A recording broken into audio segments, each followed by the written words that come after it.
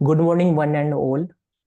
Basically हमने पिछले webinar में किया था कि स्क्राइब गाइडेंस के अंदर हमें कंप्यूटर एग्जाम देने की परमिशन है। उसको हम किस किस तरह से अप्लाई कर सकते हैं, उसमें मैंने पहले बताया था, फिर संजोग कुमावत सर ने बताया था, और उसमें काफ़ी सारे क्वेश्चंस भी हमने लिए थे। और इसमें क्या कहते हैं, ड्यू टू टेक्निकल रीज़न वो बीच में स्टॉप हो गई थी। तो रिकॉर्डिंग तो मैंने सेंड कर ही दी थी 2 बार। तो आई होप आपने वो गो थ्रू कर लिया होगा। Basic good morning one and all. Basically previously we covered how can we give exam on computer. I shared my experience, as well as Sanjog Kumawat sir shared his experience. Then we took some questions, but due to technical issue meeting got end. And today we will go further, and we will take others questions. आज दो speakers join होंगे, एक Danish Mahajan sir और दूसरे TD धाड़ियाल sir. ठीक है। Today two speakers will join, Danish Mahajan sir as well as TD Dhaliwal sir. और पिछले सेशन के अंदर हमने किया था, क्या कहते हैं कि कुछ क्वेश्चंस थे, लाइक एक था डॉक्टर कुमार सर का। उन्होंने हमसे पूछा था कि लाइक इतने सारे इंडिया के अंदर एनजीओज हैं, उसके बावजूद भी एक स्टूडेंट विद विजुअल इंपेयरमेंट को इतनी परेशानी का सामना क्यों करना पड़ता है। ये एनजीओज क्या कर रहे हैं, मतलब जब सारी स्टूडेंट एनर्जी इसी चीज में लगा देगा, इम्प्लीमेंट कराने में लगा देगा, तो फिर एनजीओज क्या कर रहे हैं। पहला क्वेश्चन ये था। और उनका सेकंड क्वेश्चन था कि बहुत सारे स्टूडेंट्स जो कहते हैं खुद वो कंप्यूटर पे एग्जाम देते हैं, जब वो कमाने लग जाते हैं तो फिर वो कहते हैं वो सिर्फ ऐप की एक्सेसिबिलिटी के ऊपर काम करते हैं, और वो इस चीज़ को भूल जाते हैं कि कहते हैं कि हमें कंटेंट एक्सेसिबल बनाना है, या फिर इसके ऊपर भी कुछ काम करना है, कि ये कंप्यूटर की एक्सेसिबिलिटी के ऊपर कि कंप्यूटर पे एग्जाम दे सके। तो basically earlier doctor Kumar sir asked a very good question.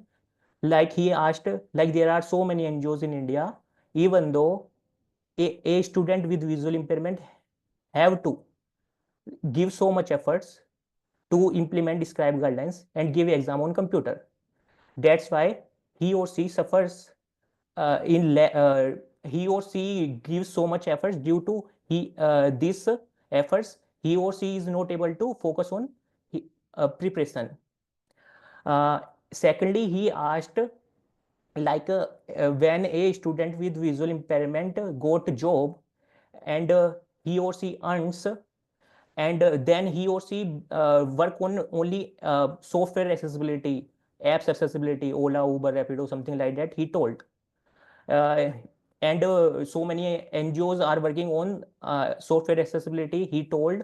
And they basically he was trying to tell, like when a student with visual impairment become employee, so he or she forget whatever he or she faced earlier, and he or she doesn't care about uh, juniors students, or he or she doesn't care about um, exam accessibility and book accessibility, something like that.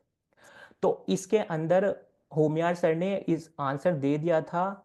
मेरे इसके अंदर answer ये है, साफ सीधी बात इसके अंदर मेरा आंसर ये है कि भले ही इंडिया के अंदर बहुत सारे एनजीओज हों, ये बात सच है। नैब दिल्ली है, नैब इंडिया है, सक्षम है, एआईसीबी है, बीआरए है, एनएफबी है, दुनिया भर के एनजीओज हैं। पर उसके बावजूद भी सच तो यही है कि एक स्टूडेंट विद विजुअल इम्पेयरमेंट को ही इसको इम्प्लीमेंट कराना पड़ता है।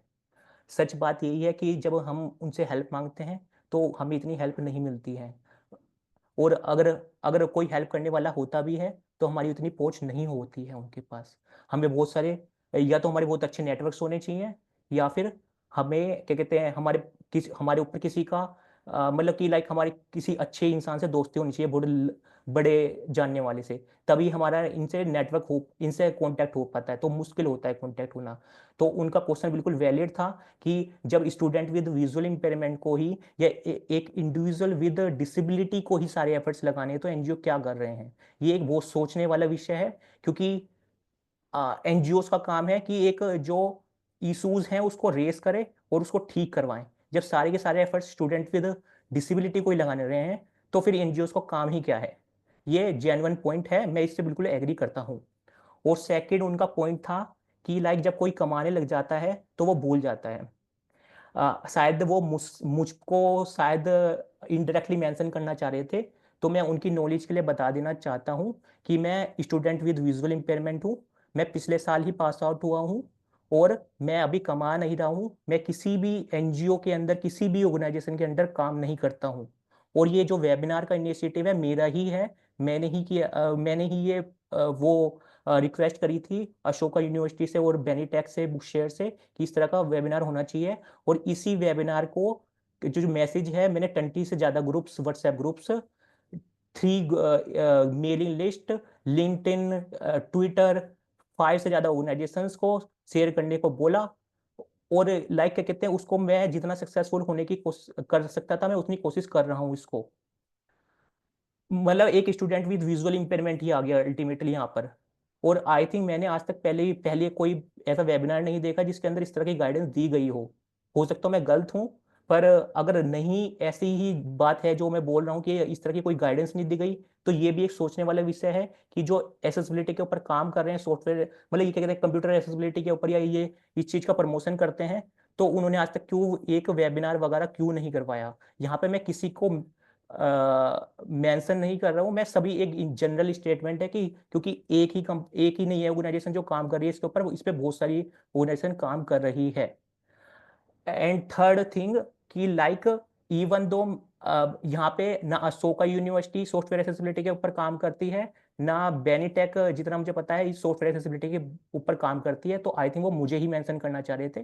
तो एक individual with disability, individual with visual impairment, मेरे से जो बनता है मैं वो करता हूँ। मैं ओला, उबर, रैपिडो, ये जितने भी ऐसे मैं बहुत ज़्यादा इसके ऊपर एक्टिव हूँ। ट्विटर/X जो बन चुका है, और मैं बहुत सारे पोस्ट करता हूँ। मुझे क्योंकि पता है कि एनजीओज के हम ज़्यादा, ये एनजीओ एक एनजीओ ही होता है, एनजीओ एक एनजीओ की तरह ही वर्क करता है अल्टीमेटली, अनफॉर्चुनेटली। ठीक है, मैंने बहुत कम बातों में बहुत सारी बातें बोल दी हैं। Now I will translate in English. So basically, as Homya sir commented, I also want to comment on his question. First of all, I am regarding that NGO part. Yeah, this is a genuine issue, and a student with visual impairment only have to give efforts to implement the things, and he or she has to only give the so many work. Unfortunately, NGOs are not doing their part properly. That's why an individual have to do so much.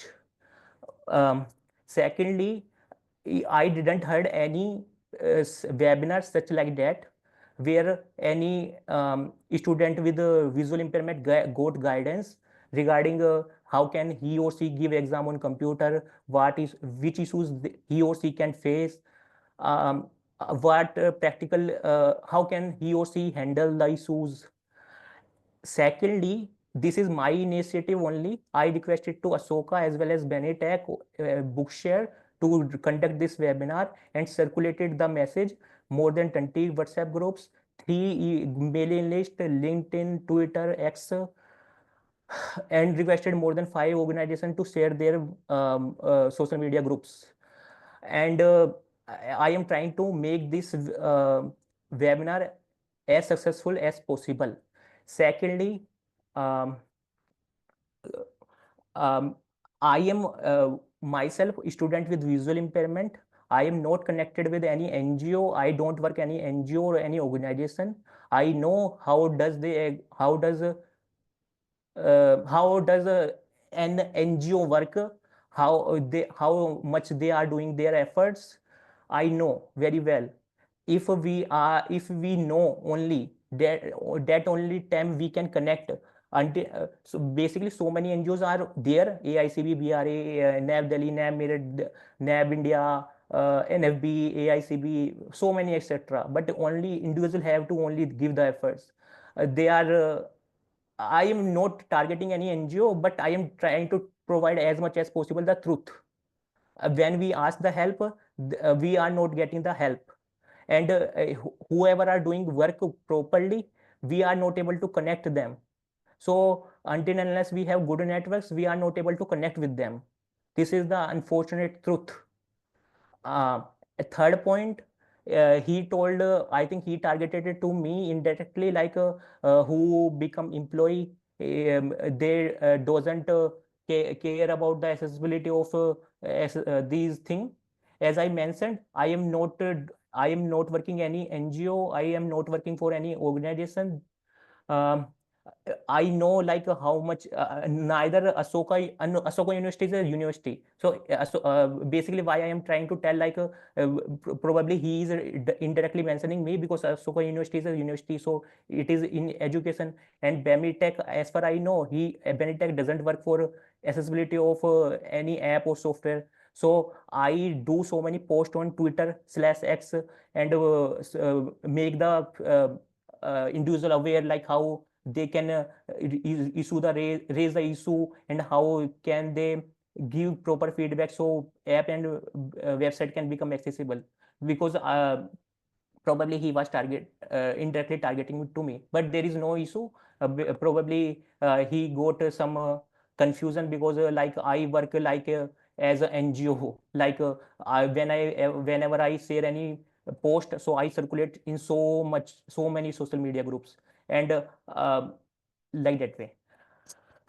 uh, एक लड़की का question आया था, उन्होंने पूछा था कि क्या कहते हैं कि अभी हम कंप्यूटर पे एग्ज़ाम कैसे दे सकते हैं अगर हमें कॉम्पिटिटिव एग्ज़ाम देना है। तो उसका होमिया सर ने जवाब दिया था कि हमारे पास अभी इसका कोई आंसर नहीं है। तो इसी के लिए मैं TD धालियाल सर से मैंने रिक्वेस्ट करी है कि वो आएँ और वो उसके बारे में बताएँ, हमें गाइड करें कि अगर ऐसी दिक्कत आती है तो हम उसको कैसे सोल्व कर सकते हैं। Basically, in earlier, one girl who wanted to give Ashutosh, sorry to disturb you. आप ना हिंदी में ही बात कर सकते हैं, अगर कोई मुश्किल होता है तो we can switch to English little later, वरना बहुत टाइम कंज्यूम हो रहा है अभी। ओके मैम, इसमें कोई दानिश महाजन सर या TD धालियाल सर दिख रहे हैं कोई?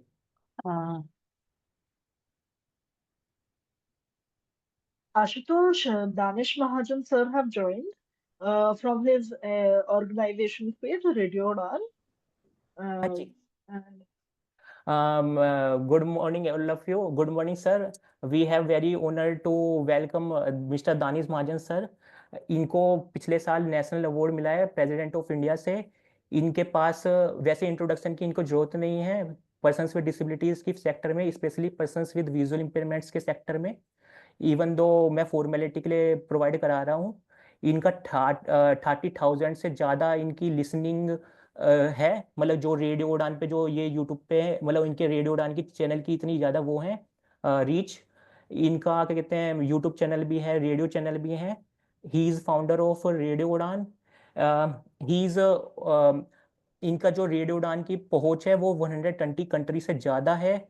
और लाइक ये तो सिर्फ एक साइड है इनकी। दूसरी साइड ये भी है कि इवन दो इनके ऑर्गेनाइजेशन को 10 साल से लगभग ज़्यादा ही हो गए होंगे, पर ये कोई भी इशू आता है, अगर कोई इंडिविजुअल विद डिसेबिलिटी इनसे कांटेक्ट करता है तो वो उनकी बातों को रेस करते हैं, ये नहीं कि वो हटा देते हैं। जैसे किरण खाब ने बताया था कि लाइक किसी ने भी उनका इशू रेज नहीं किया, पर दानिश महाजन सर ने उनकी बात सुनी और उनको अपना प्लेटफॉर्म यूज करने को दिया।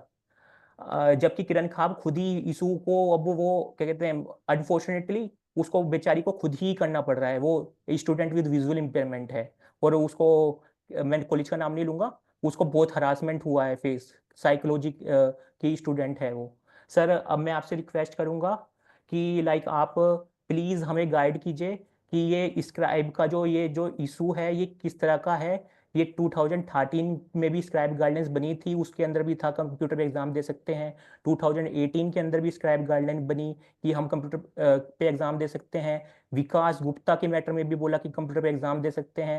ये मतलब इतने टाइम से चले जा रहा है, तभी भी हम कंप्यूटर पे एग्जाम जो बच्चा दे भी रहा है तो उसको खुद ही एफर्ट्स डालने पड़ रहे हैं सारे के सारे, और उसके बाद भी बावजूद भी soft copy question paper accessible format में नहीं मिल रहा है। सेकेंडली जो स्क्राइब का है वो मामला इतना तूल पकड़ चुका है कि कोई कोई पर्सन विदाउट डिसेबिलिटी उसका वो कर रहे हैं कि लाइक हमें टारगेट करने की कोशिश कर रहे हैं। टारगेट मतलब लाइक उनको दूसरी साइड भी तो दिखानी चाहिए ना कि जो कंप्यूटर पे एग्जाम दे रहे हैं उनके साथ क्या हो रहा है। या एक एक मार्जिनलाइज कम्युनिटी को टारगेट बड़ी जल्दी करना वो आसान है। अगर वो हमें soft copy question paper provide कराएं, हमें एक्सेसिबल फॉर्मेट प्रोवाइड कराएं, एक्सेसिबल चीजें प्रोवाइड कराएं, एक्सेसिबल एजुकेशन प्रोवाइड कराएं, स्क्राइब वाला मामला खुद ही हट जाएगा। ये स्क्राइब वाला मामला भी तो हमें अनअवेलेबिलिटी की वजह से ही आया है ना। तो मैंने कुछ ज्यादा ही बोल दिया है, प्लीज आप आइए और हमें गाइड कीजिए सर। Thank you Ashutosh. मैं am I audible? Yes sir, you are audible. बढ़िया। Good morning everyone and thank you so much Ashutosh for having me. And बहुत बढ़िया आपने अपनी बातें रखी हैं सारी। मेरे को 5-7 मिनट हुए हैं आपको सुनते हुए। And I commend your efforts, the way you are taking matters on Twitter and everywhere. तो बहुत कम विजुअली इम्पेयर्ड हैं और जो सोशल मीडिया पर अपनी बात बहुत स्ट्रांगली रखते हैं और इशू स्पेसिफिक रखते हैं। ज़्यादातर विजुअली इम्पेयर्ड को मैंने देखा है कि वो अपना गुणगान ज़्यादा करते हैं और इशू बेस्ड बात कम करते हैं। वो चाहे वो गवर्नमेंट की नज़र में नहीं आना चाहते, जहाँ ज़्यादा अपने आप को प्रॉब्लम में नहीं डालना चाहते। हो सकता है एक अलग नैरेटिव हो, या हो सकता है कि उनको उन विषयों की समझ थोड़ी कम हो इसलिए वो नहीं करते। लेकिन I really commend your effort and Ashoka university के साथ आप मिलके कर रहे हैं तो उनको भी धन्यवाद।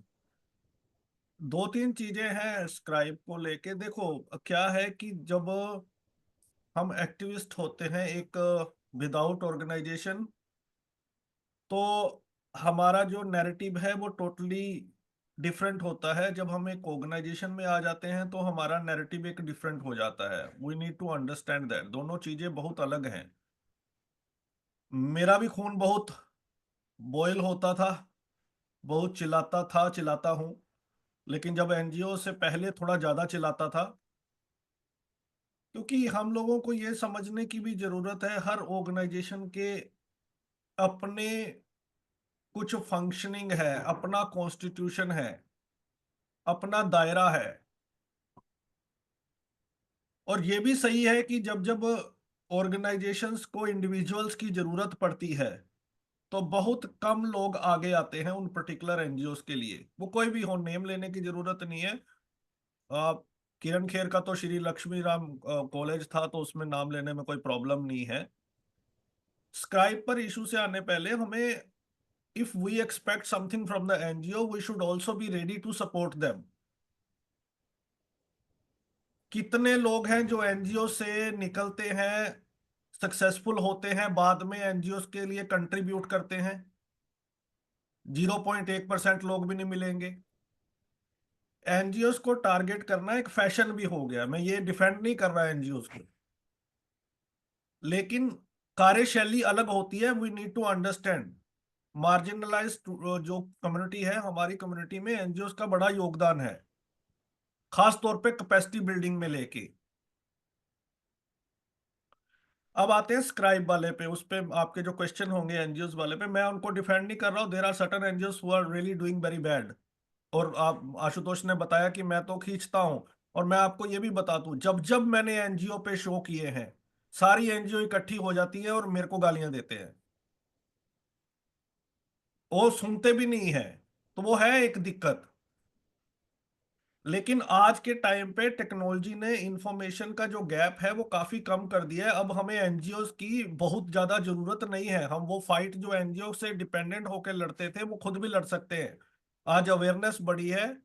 सीसीपीडी में जाने के लिए या स्टेट डिसेबिलिटी कमिश्नर में जाने के लिए हमें किसी एनजीओ की जरूरत नहीं है। स्क्राइब वाला इशू देखो बहुत जटिल है। स्क्राइब का हमारे पास आज की डेट में 2 गाइडलाइंस हैं, 2013 की और 2018-19 की। 2013 और 2019 में सिर्फ एक मोटा मोटा फर्क मुझे दिखता है कि वो ये है कि जो 13 में है कि कोई भी स्क्राइब लेके जा सकता है बंदा, और 18-19 की गाइडलाइन में है कैंडिडेट की एजुकेशन के 1 स्टेप बिलो लेके जा सकता है। हालांकि ये पार्ट भी मुझे थोड़ा डिस्क्रिमिनेटरी लगता है। फॉर एग्जांपल, अब एक बंदा जो ग्रेजुएशन, सपोज किसी की एक मास्टर्स किसी ने किया है और एक बंदे ने ग्रेजुएशन की है और उसको बैंकिंग का एग्जाम देना है, एग्जाम्पल के तौर पे, जो ग्रेजुएशन बेस्ड है। अब जो ग्रेजुएशन जो कैंडिडेट जा रहा है उसको तो मिलेगा 1 स्टेप बिलो ग्रेजुएशन का, लेकिन जो मास्टर के लिए जिसने मास्टर की है उसको मिलेगा ग्रेजुएशन या ग्रेजुएशन प्लस 1 स्टेप बिलो। तो इस रूल का मुझे समझ नहीं आया। मेरे को एजुकेशन बेस्ड के हिसाब से अगर 1 स्टेप बिलो होता तो इक्वल होता सबके लिए। अब आपका सवाल है कि क्लैरिटी नहीं है, दोनों में लिखा है कि भाई हम कंप्यूटर बेस्ड एग्जाम दे सकते हैं, करेक्ट? Yes sir. बिल्कुल सही, क्योंकि मैंडेटरी नहीं है। और दूसरा बड़ा जो इशू है, ये गाइडलाइंस हैं, ये स्टैच्यूट नहीं है, कोई एक्ट नहीं है। और कई लोग गाइडलाइन को मानते हैं, कई लोग गाइडलाइन को मानने से मना कर देते हैं। ये बहुत बड़ा इशू है। And again I congratulate you for taking this up. बहुत सारे लोग बचते हैं इस टॉपिक पे बात करने के लिए। तो क्योंकि ये गाइडलाइन है और डिसेबिलिटी एक स्टेट सब्जेक्ट है, बहुत सारी ऑर्गेनाइजेशन इसे मानने से मना कर देती है स्टेट लेवल पे। अब आपने ये तो कहा है कि टेक्नोलॉजी के लिए आप अपना एग्जाम दे सकते हैं, लेकिन क्लैरिटी नहीं है, कुछ इंस्ट्रक्शंस नहीं है जो एग्जाम बॉडीज हैं, कि उनके पास ये सूचना ही नहीं है, उनके पास एक्सेसिबिलिटी का इंफ्रास्ट्रक्चर ही नहीं है, कुछ हार्ड लेवल पे कंसल्टेशन ही नहीं हुई कभी, कोई यूनिफॉर्मिटी नहीं है। आज भी सारे लोग कंफ्यूज हैं कि 18 की गाइडलाइन चल रही है या 13 की चल रही है। कल वाला शो आपने सुना होगा, मैंने इस पे क्वेश्चन पूछा था सेक्रेटरी साहब से। अब वो कह रहे हैं कि एनटीए देखेगा वो क्या गाइडलाइंस लाता है, तो नेशनल टेस्टिंग एजेंसी है, ज्यादातर एग्जाम वो लेगा, लेकिन वो तो एग्जाम लेगा जॉब बेस्ड। अब एग्जामिनेशन बेस्ड का अभी भी क्लैरिटी नहीं है, जिसका जो दिल कर रहा है। जहां तक बात है कि हमें स्क्राइब कैसे लेना है, तो देखिए, स्क्राइब कंप्यूटर पे एग्जाम देना चाहिए, लेकिन तभी देना चाहिए जब आपको अपनी ऑर्गेनाइजेशन, जहां भी आपने एग्जाम देना है, चाहे वो एजुकेशनल इंस्टीट्यूट हो या फिर कोई कंपैरेटिव एग्जाम हो, सिर्फ ये सोच के कि मेरे को कंप्यूटर पे एग्जाम देना है, कि यार देखो मैं तो इंडिपेंडेंटली यूज कर रहा हूँ, वो अप्रोच सही नहीं है। आपको जहां भी कंप्यूटर बेस्ड एग्जाम देना है, आपके पास उस ऑर्गेनाइजेशन से रिलेटेड पूरी जानकारी होनी चाहिए कि वहां के रूल्स क्या हैं एग्जाम देने के। क्या अशोका यूनिवर्सिटी में अगर मुझे अपना कंप्यूटर बेस्ड एग्जाम देना है तो मुझे किससे बात करनी है? क्या पहले प्रिंसिपल के पास जाना है, उसके बाद वो हायर अथॉरिटी को भेजेंगे?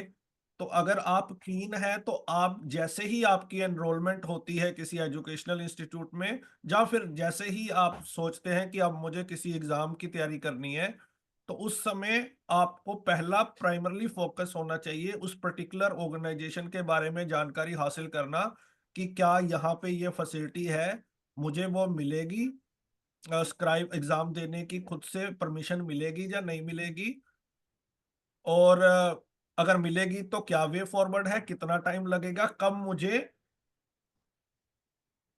एप्लीकेशन देनी है।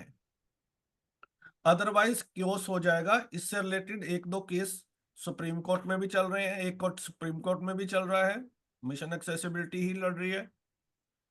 तो बहुत सारी जो ऑर्गेनाइजेशन है आज की डेट में, उनके पास ना तो उन्होंने टॉकिंग सॉफ्टवेयर की प्रोक्योरमेंट की है, एनवीडिया को वो नहीं मानते हैं क्योंकि वो ओपन सोर्स स्क्रीन रीडर है, जोस का वो मानते हैं, लेकिन अभी उनके पास सिर्फ टॉकिंग सॉफ्टवेयर भी उन्होंने प्रोक्योर नहीं किए हैं। और वो हो भी जाते हैं अगर सॉफ्टवेयर, तो हम we can not put our future at stake, कि वो वेबसाइट एक्सेसिबल है या नहीं है, तो ये चीजें हैं जो हमें देखनी है। मुझे लगता है कि एज ए कम्युनिटी हम लोगों को इस टॉपिक पे सभी स्टेक होल्डर्स को लेके गवर्नमेंट के साथ बात करनी चाहिए और एक कॉन्क्रीट एब्सोल्यूट क्लियर डॉक्यूमेंट चाहिए। जहां जहां हमारी गलतियां हैं वहां हमें एडमिट करना पड़ेगा, just because we are blind. और हम कुछ भी ब्लाइंडनेस का वो लें। अब पूजा वाले केस में बिल्कुल सही है कि पूजा गलत है, हमें उनको कंडेम करना चाहिए, कोई प्रूफ भी उन्होंने नहीं दिया। But at the end of the day हमें पता है कि कुछ कुछ लेवल पे ऐसा होता है। अब एसएससी वाला जो लेटेस्ट हुआ, एसएससी कंप्लीटली ये कहता है कि जब तक एग्जाम नहीं होता हमारी वेबसाइट और नोटिफिकेशंस देखो। अब उन्होंने एक नोटिफिकेशन दी कि आपको अपने स्क्राइब की प्रोफाइल लिंक करनी है। ठीक है, उन्होंने एग्जाम के बीच में किया, वो नहीं करना चाहिए था, उसके खिलाफ लड़ाई भी चल रही है। लेकिन आपको भी तो विजिलेंट होना पड़ेगा ना। अगर आप एग्जाम दे रहे हो तो आपको उसको देखना पड़ेगा ना कि यार क्या नोटिफिकेशन आ रही है हमारे रिगार्डिंग। तो हमें भी विजिलेंट रहने की जरूरत है, थोड़ा अवेयर होने की जरूरत है। गवर्नमेंट के लेवल पे अनफॉर्चुनेटली स्क्राइब वाले इशू पे बहुत ज्यादा ध्यान नहीं दिया जा रहा।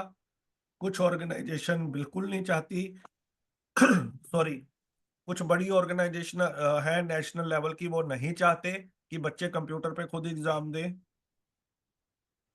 कुछ बच्चे आगे आ रहे हैं, वो सराहनीय है। क्लैरिटी नहीं है फिर से वही कहूंगा कि आपको जिस भी ऑर्गेनाइजेशन में है आपको वहीं पे ही डील करना पड़ेगा। मल्टीपल ईमेल्स अगर स्टूडेंट्स सेक्रेटरी साहब को लिखते हैं अपने ग्रीवेंस, क्योंकि सोशल मीडिया एक बड़ा टूल है हमारे हाथ में। तो जो जितने भी स्टूडेंट्स हैं जो चाहते हैं एग्जाम देना कंप्यूटर पे, एक बार के लिए सेक्रेटरी साहब को ईमेल लिखो और एक मीटिंग मांगो। एक तभी होगा, क्योंकि अभी तो सिचुएशन, क्योंकि अभी तो हम बड़ी बड़ी ऑर्गेनाइजेशंस की बात कर रहे हैं, वहीं पे ही इंफ्रास्ट्रक्चर नहीं है स्क्राइब को लेके। तो अभी तो स्टेट्स लेवल पे सिचुएशन बहुत खराब है। तो यही है मेरा तो अभी तक व्यू पॉइंट। कुछ questions I would love to take. Thank you sir. Sir basically मैं टारगेट नहीं कर रहा था किसी भी एनजीओ को, मैं बस ये बताना चाह रहा था कि हमें जिस तरह से स्टूडेंट विद विजुअल इम्पेयरमेंट को भी तो ये बोला जाता है ना कि आप स्क्राइब के थ्रू स्क्राइब के थ्रू वो कर रहे हो। अब वो अपना नहीं बात बताते कभी भी कि लाइक जो कभी भी कोई गाइडेंस बनती हैं वो जो ब्यूरोक्रेट्स हैं और एनजीओज हैं वो सभी मिलके बनाते हैं ना। साइन मतलब परमिशन तो होती है ना, भले ही गवर्नमेंट एक करेक्ट। वहां पर क्योंकि वो वो तो मैंने बता दिया ना, वो तो चाहते ही नहीं है कि आप कंप्यूटर पे एग्जाम दो। अब उसका रीजन क्या है मुझे पता नहीं है, लेकिन नेशनल ऑर्गेनाइजेशंस हमारी नहीं चाहती कि आप कंप्यूटर पे एग्जाम दो। हाँ। और सर ऊपर से जो कहते हैं जो चाह भी रहे हैं कि कंप्यूटर पे एग्जाम दो, वो लाइक फिर भी वो एक स्टूडेंट से ही डिमांड कर रहे हैं कि आप डिमांड करें। करेक्ट। मतलब डिमांड करना कोई गलत नहीं है कि डिमांड करें, पर स्टूडेंट विद विजुअल इम्पेयरमेंट, मैं खुद का एग्जांपल दे रहा हूँ, कितने एफर्ट्स डाले मैंने कंप्यूटर पे एग्जाम देने के। मैं पढ़ाई करता या इसमें एफर्ट्स डालता तो फिर करेक्ट।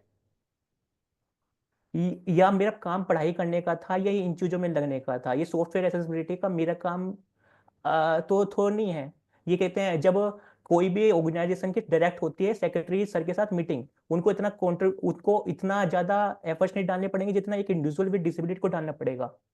इंडिविजुअल विद डिसेबिलिटी को तो बहुत ज्यादा एफर्ट्स डालने पड़ेंगे, पर ऑर्गेनाइजेशन के पास तो नंबर भी होते हैं, उनकी बातचीत भी चलती है। तो पर उन ऑर्गेनाइजेशंस ने अपना व्यू क्लियर कर दिया ना, वो तो चाहते ही नहीं है आप कंप्यूटर पे एग्जाम दो। वो तो इक्का दुक्का एनजीओ है, वो तो कोई इक्का दुक्का बड़ी है। एनजीओ है, वो वही बड़ी एनजीओ हैं जो इक्का दुक्का है, उन्हीं की चलती है इस रिगार्डिंग। अब पर सर दूसरा साइड भी तो है ना, जो ऑर्गेनाइजेशन कह रही है कि आप कंप्यूटर पे एग्जाम दें, पर वो इस बात को कभी क्यों नहीं टेकन करती? वो उनको ये भी तो बोलना चाहिए ना कि क्या कहते हैं क्योंकि वेबसाइट। नेक्सस है, आप इस बात को समझिए। आप जो भी, और जो दो तरह की ऑर्गेनाइजेशन है, ए और बी। ए कहती है कि ऊपर ऊपर से कहती है कि हाँ चॉइस होनी चाहिए, लेकिन उनका जो एक्चुअल व्यू है वो चाहते हैं कि आप स्क्राइब ही लें। उनका मास बेस ऐसा है, या उनको जो भी बेनिफिट होंगे मुझे नहीं पता। अब दूसरी ऑर्गेनाइजेशनें कहती हैं कि नहीं होना चाहिए, बच्चों को कंप्यूटर पे आना ही चाहिए। दोनों के अपने तर्क हैं। एक कहता है कि हम इसलिए कहते हैं कि नहीं, क्योंकि इंफ्रास्ट्रक्चर तैयार नहीं है और ना ही हमारे बच्चे तैयार हैं, सिर्फ चंद बच्चों के लिए हम बाकी बच्चों को नहीं डाल सकते अंधेरे में। दूसरे कहते हैं कि नहीं होना चाहिए। अगर आज आदत नहीं डलेगी तो कब डालोगे? अगर 25 में भी आप ऐसी बातें करोगे तो फिर कब करोगे? लेकिन दोनों में से लिख के आपको कोई नहीं देगा। खास तौर पे जो कहते हैं कि कंप्यूटर पे होना चाहिए, उनसे रिटर्न में लीजिए। वो उनसे रिटर्न में लीजिए कि आप अपना व्यू पॉइंट अपने लेटर हेड पे लिख के दीजिए कि आप इसको कंप्लीटली करते हैं। नहीं देंगे वो लोग, क्योंकि there is a nexus between the organization as well. वो डरते हैं कि दूसरी बड़ी ऑर्गेनाइजेशन हम पर क्रैकडाउन करेंगी, हमें बदनाम करेंगी, या हम इस कंट्रोवर्सी में नहीं पड़ना चाहते। यही तो विडंबना है इस कम्युनिटी की। कोई भी कॉमन मिनिमम प्रोग्राम पे भी इकट्ठे नहीं होते हैं। यूनिटी नहीं है ऑर्गेनाइजेशंस में। लेकिन मुझे लगता है इस इशू पे चर्चा होने की जरूरत है। इस पे स्टूडेंट्स को ही लीड लेनी पड़ेगी। मेरा 15 साल का एक्सपीरियंस ये कहता है कि इस पे बहुत सारी ऑर्गेनाइजेशन आपको सपोर्ट नहीं करेंगी, खास तौर पे मिनिस्ट्री के सामने। Totally agree sir. ये वैसे स्टूडेंट की ही लीड है, ये कहते हैं ये रिक्वेस्ट करने की अशोका से और बाकी से इस तरह से वो ये एक होना चाहिए। अभी बाकी अगर किसी के क्वेश्चंस हैं दानिश महाजन सर से, प्लीज आस्क हिम। जब हमें नंबर दिखेंगे, जब तब, और जब कुछ बच्चे थोड़े अच्छे नंबर्स में देना शुरू कर देंगे एग्जाम, तो ऑटोमेटिकली एनजीओज भी आपकी सपोर्ट में आ जाएंगी। सर उसमें ये चीज़ आती है ना कि जो कंप्यूटर पे एग्ज़ाम देना भी चाहे हम्म। और दूसरी साइड पे है स्क्राइब प्लस कैंडिडेट। मुझे बोलने में कोई झिझक नहीं है, स्क्राइब प्लस कैंडिडेट दूसरी साइड पे है और एक जगह सिर्फ एक वो है जो लैपटॉप पे एग्ज़ाम दे रहा है। तो ऑटोमेटिकली कॉम्पिटिटिव एग्ज़ाम में मार्क्स उसके ही ज़्यादा आएंगे जो स्क्राइब। करेक्ट। तो यही तो है ना, तभी तो वो नहीं करते ना। अब इसका यही है। अब मैं झूठ मूठ बोल दूं नहीं नहीं नहीं, उसका पॉइंट कोई नहीं है। इस पे क्लैरिटी आने की जरूरत है। तो मैंने तो आपको एग्जांपल दिया जो 18-19 की गाइडलाइन है, उसमें अगर मास्टर वाला राइटर लेता है तो उसको ग्रेजुएशन वाला मिलेगा, लेकिन ग्रेजुएशन वाला लेता है तो +2, वो भी तो डिस्क्रिमिनेशन है विद इन द गाइडलाइंस। तो वो तो ऑब्वियसली जो मास्टर वाला है ग्रेजुएशन वाला लेके जा रहा है उसी के नंबर ज्यादा आएंगे, एक एक्सेप्शन को छोड़ के। अब आईबीपीएस का सपोज करो पीओ का एग्जाम है, वो कहता है कि कोई भी ग्रेजुएशन वाला बंदा उस एग्जाम को ऑप्ट कर सकता है। करेक्ट। एक बंदे ने ग्रेजुएशन की है, एक ने पोस्ट ग्रेजुएट, सेम एग्जाम के लिए पीओ के। अब ग्रेजुएशन जिसने की है वो अपीयर हो रहा है, उसको राइटर मिल रहा है +2 का। जो सेकंड ईयर का कम ही मिलता है, +2 का ही देते हैं। अब जिस बंदे ने मास्टर किया उसी एग्जाम के लिए उसको ग्रेजुएशन प्लस का मिल रहा है, तो ऑब्वियसली नंबर उसके ज्यादा आएंगे। तो मेरा कहने का भाव है कि इसके ऊपर ओपन डिस्कशन करो और don't be dependent on organisations. Lead low, secretary sir से स्टूडेंट्स टाइम मांगो, स्टूडेंट्स मिलो, अपनी बातें रखो, उनको ईमेल करो। ऑर्गेनाइजेशन के चक्कर में रहोगे तो कुछ नहीं निकलेगा इस इशू पे। Totally agree sir. और बताए कि कहते हैं ये ऑर्गेनाइजेशन हमें ही बोलती हैं कि कहते हैं मैं किसी भी ऑर्गेनाइजेशन टारगेट नहीं कर रहा हूँ, वो ऑर्गेनाइजेशन हमेशा बोलती है डिमांड सप्लाई डिमांड सप्लाई। क्या accessible soft copy, accessible application, accessible ये इन एजुकेशन, एक्सेसिबल जितनी भी चीजें हैं कि उसकी कभी डिमांड नहीं रही है? डिमांड तो उसकी भी रही है कि ओला उबर रैपिडो बाकी चीजें भी एक्सेसिबल बने। कब से आईवे से वो तो कांटेक्ट करो, जॉर्ज सर ओपन है इसके लिए, ही इज फॉर। कुछ ऐसी ऑर्गेनाइजेशन देखो जिनके नाम है और जो ओपन है। मुझे पता नहीं, मैंने नाम ले लिया जॉर्ज सर, सॉरी, लेकिन वो ओपन है इसके लिए। तो आप उनसे, वो भी एडवोकेसी का शुरू कर रहे हैं, वो करते भी हैं। तो ऐसी ऑर्गेनाइजेशन देखो जो प्रो इसके हैं और उनके साथ डिस्कस करके देखो। I am for it. Yes sir. Thank you sir. किसी का कोई क्वेश्चंस हैं? मतलब मैं बस आपको मैं दोबारा ये बोलना चाह रहा हूँ कि वो हमें ऑर्गेनाइजेशन टारगेट करती हैं कि आप कंप्यूटर पे एग्जाम देना नहीं चाहते, आप में गड़बड़ है, कोई एग्जाम दे ही नहीं रहा कंप्यूटर पे, हम क्या कर लेंगे ऑर्गेनाइजेशन वाले, वो हमेशा यही बोलते हैं। और हमेशा एक मार्जिन, वो कभी ये नहीं बोलते कि स्पेशल स्कूल के अंदर क्या चल रहा है। स्पेशल स्कूल के अंदर मैं अपने खुद में गया था स्पेशल स्कूल के अंदर, वहां पे ना टेक्टाइल पाथ है ना रैंप है, वो इतनी बेसिक एक्सेसिबिलिटी गाइडलाइन तो फॉलो नहीं करते हैं। उनके यहाँ पे ना पढ़ाई हो रही है ना कुछ हो रहा है। अगर इंक्लूसिव एजुकेशन की बात करें, दिल्ली यूनिवर्सिटी का नाम बोल ले लेता हूँ मैं पूरा, ठीक है, वहां पे ना टीचर को पता है कि पढ़ाना कैसे है, ना टीचर को ये पता कहते हैं कि एक डील कैसे करना है स्टूडेंट से, ना वहां पे क्या कहते हैं एक्सेसिबल कंटेंट है पूरी तरह से एक्सेसिबल, ना मतलब ना वहां पे क्या कहते हैं सेंसिटाइजेशन का कोई प्रोग्राम चलता है, जैसे जेंडर सेंसिटाइजेशन चल रहा है वहां पे, इस तरह का कोई मैकेनिज्म ही नहीं है, जबकि आरपीडब्ल्यूडी एक्ट 2016 में है कि सेंसिटाइजेशन होना चाहिए। ना इंक्लूसिव एजुकेशन अच्छी है ना स्पेशल एजुकेशन अच्छी है, क्योंकि दोनों पे ही किसी ने कुछ, मतलब दोनों पे ही ऊपर ऊपर से काम हो रखा है। गवर्नमेंट बोलती है इंक्लूसिव एजुकेशन अच्छी है, कोई कोई बोलता है स्पेशल एजुकेशन अच्छी है, दोनों के अंदर ही खामियां हैं। अगर इंक्लूसिव एजुकेशन अच्छी है तो इंक्लूसिव आज तक दिल्ली यूनिवर्सिटी के अंदर एक्सेसिबल बना क्यों नहीं ढंग से। इतने बड़े बड़े कॉलेजेस हैं उनके अंदर हालत खराब हो रखी है, छोटे कॉलेज के तो हाथ बात ही अलग है। स्पेशल स्कूल की तो, स्पेशल स्कूल कब से बने हुए हैं, वहां पे भी जो टीचर्स हैं उनको सैलरी नहीं मिलती, वो उनके जो टीचर्स हैं उनको कहते हैं क्या कहते हैं उनपे, उनको पहले बात तो सैलरी नहीं देते, ठीक है, अगर कोई सैलरी क्वालिफाइड वाला सैलरी में तो आएगा ना। दूसरी बात, उनके पास मैथ्स और साइंस के टीचर नहीं है, मैथ और साइंस के टीचर नहीं है तो बच्चे को छोड़नी पड़ती है मैथ और साइंस, तो फिर वो बच्चे को क्यों बोल रहे हैं, टारगेट क्यों कर रहे हैं कि मैथ और साइंस छोड़ दी, उनको पढ़ाया ही नहीं गया ढंग से, उनके पास एक्सेसिबल थी ही नहीं, उनको स्क्राइब का लत लगाई गई है कि आप कहते हैं स्क्राइब के थ्रू कीजिए, ताकि उनका कहते हैं गवर्नमेंट का जो मामला है वो खत्म हो जाए, क्या कहते हैं उनका स्कूल का नाम ऊंचा बने कि हमने तो भाई कहते हैं हमारे बच्चे ने इतना मार्क्स लाया है। तो ये ऑर्गेनाइजेशन को भी तो अपनी मतलब स्पेशली स्कूल को ऑर्गेनाइजेशन को भी तो मानना पड़ेगा ना कि उनकी साइड से भी गलती है। कभी भी कोई भी वेबिनार सेमिनार होता है वो उनके मुंह बंद करवा देते हैं। ये तो एक अच्छी बात है, अशोका यूनिवर्सिटी कोई ऑर्गेनाइजेशन नहीं है, मतलब ऐसे कोई एनजीओ नहीं है तो वो बोलने की का मौका दे रही है हमें, नहीं तो अगर ये भी ऑर्गेनाइजेशन होती तो हो सकता मुंह बंद हो जाता अभी तक। हेलो।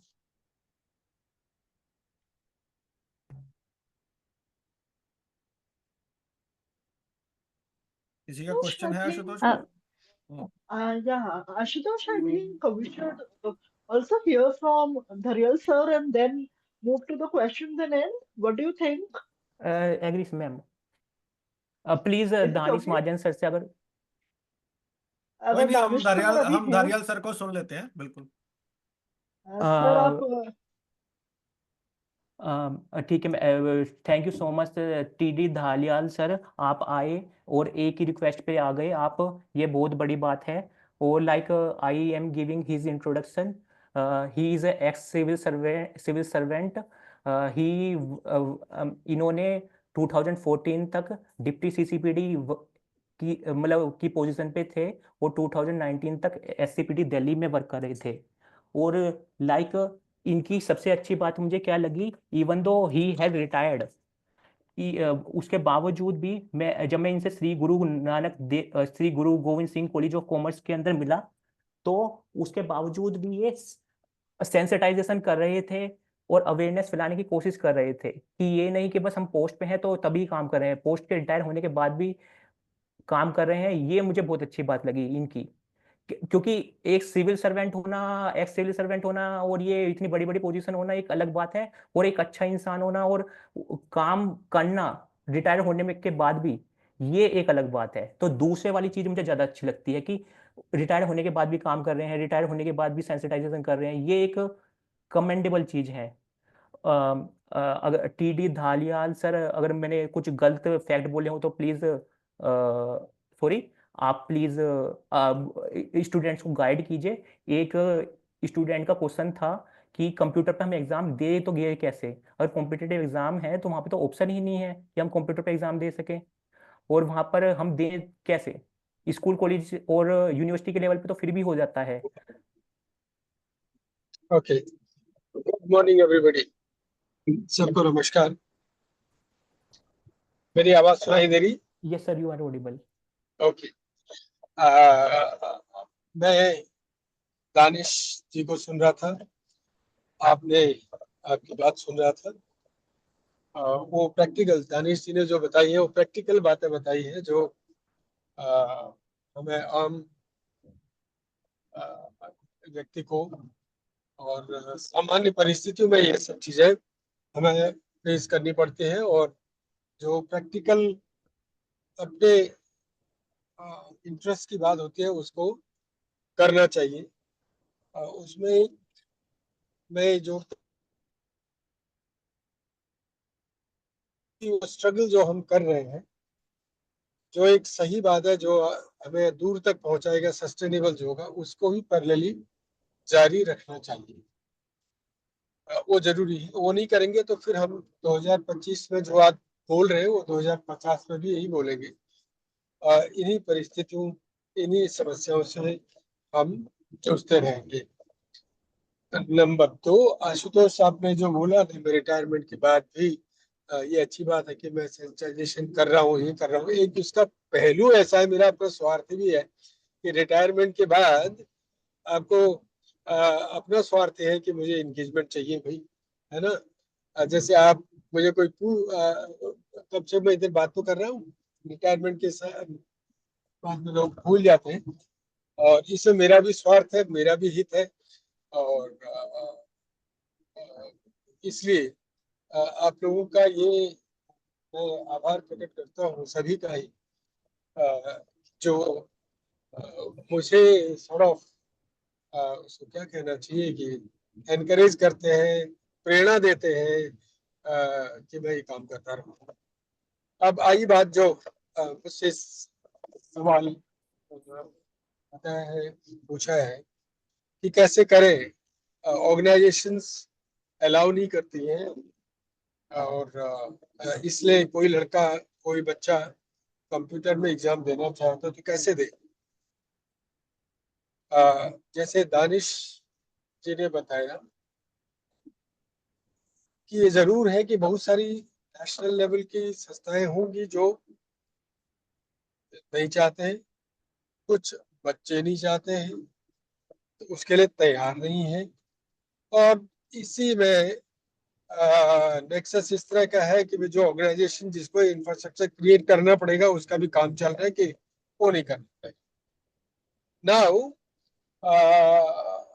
जहां तक जो, जैसे आप यूपीएससी का एग्जाम लीजिए, एसएससी का एग्जाम लीजिए, जितने भी सरकारी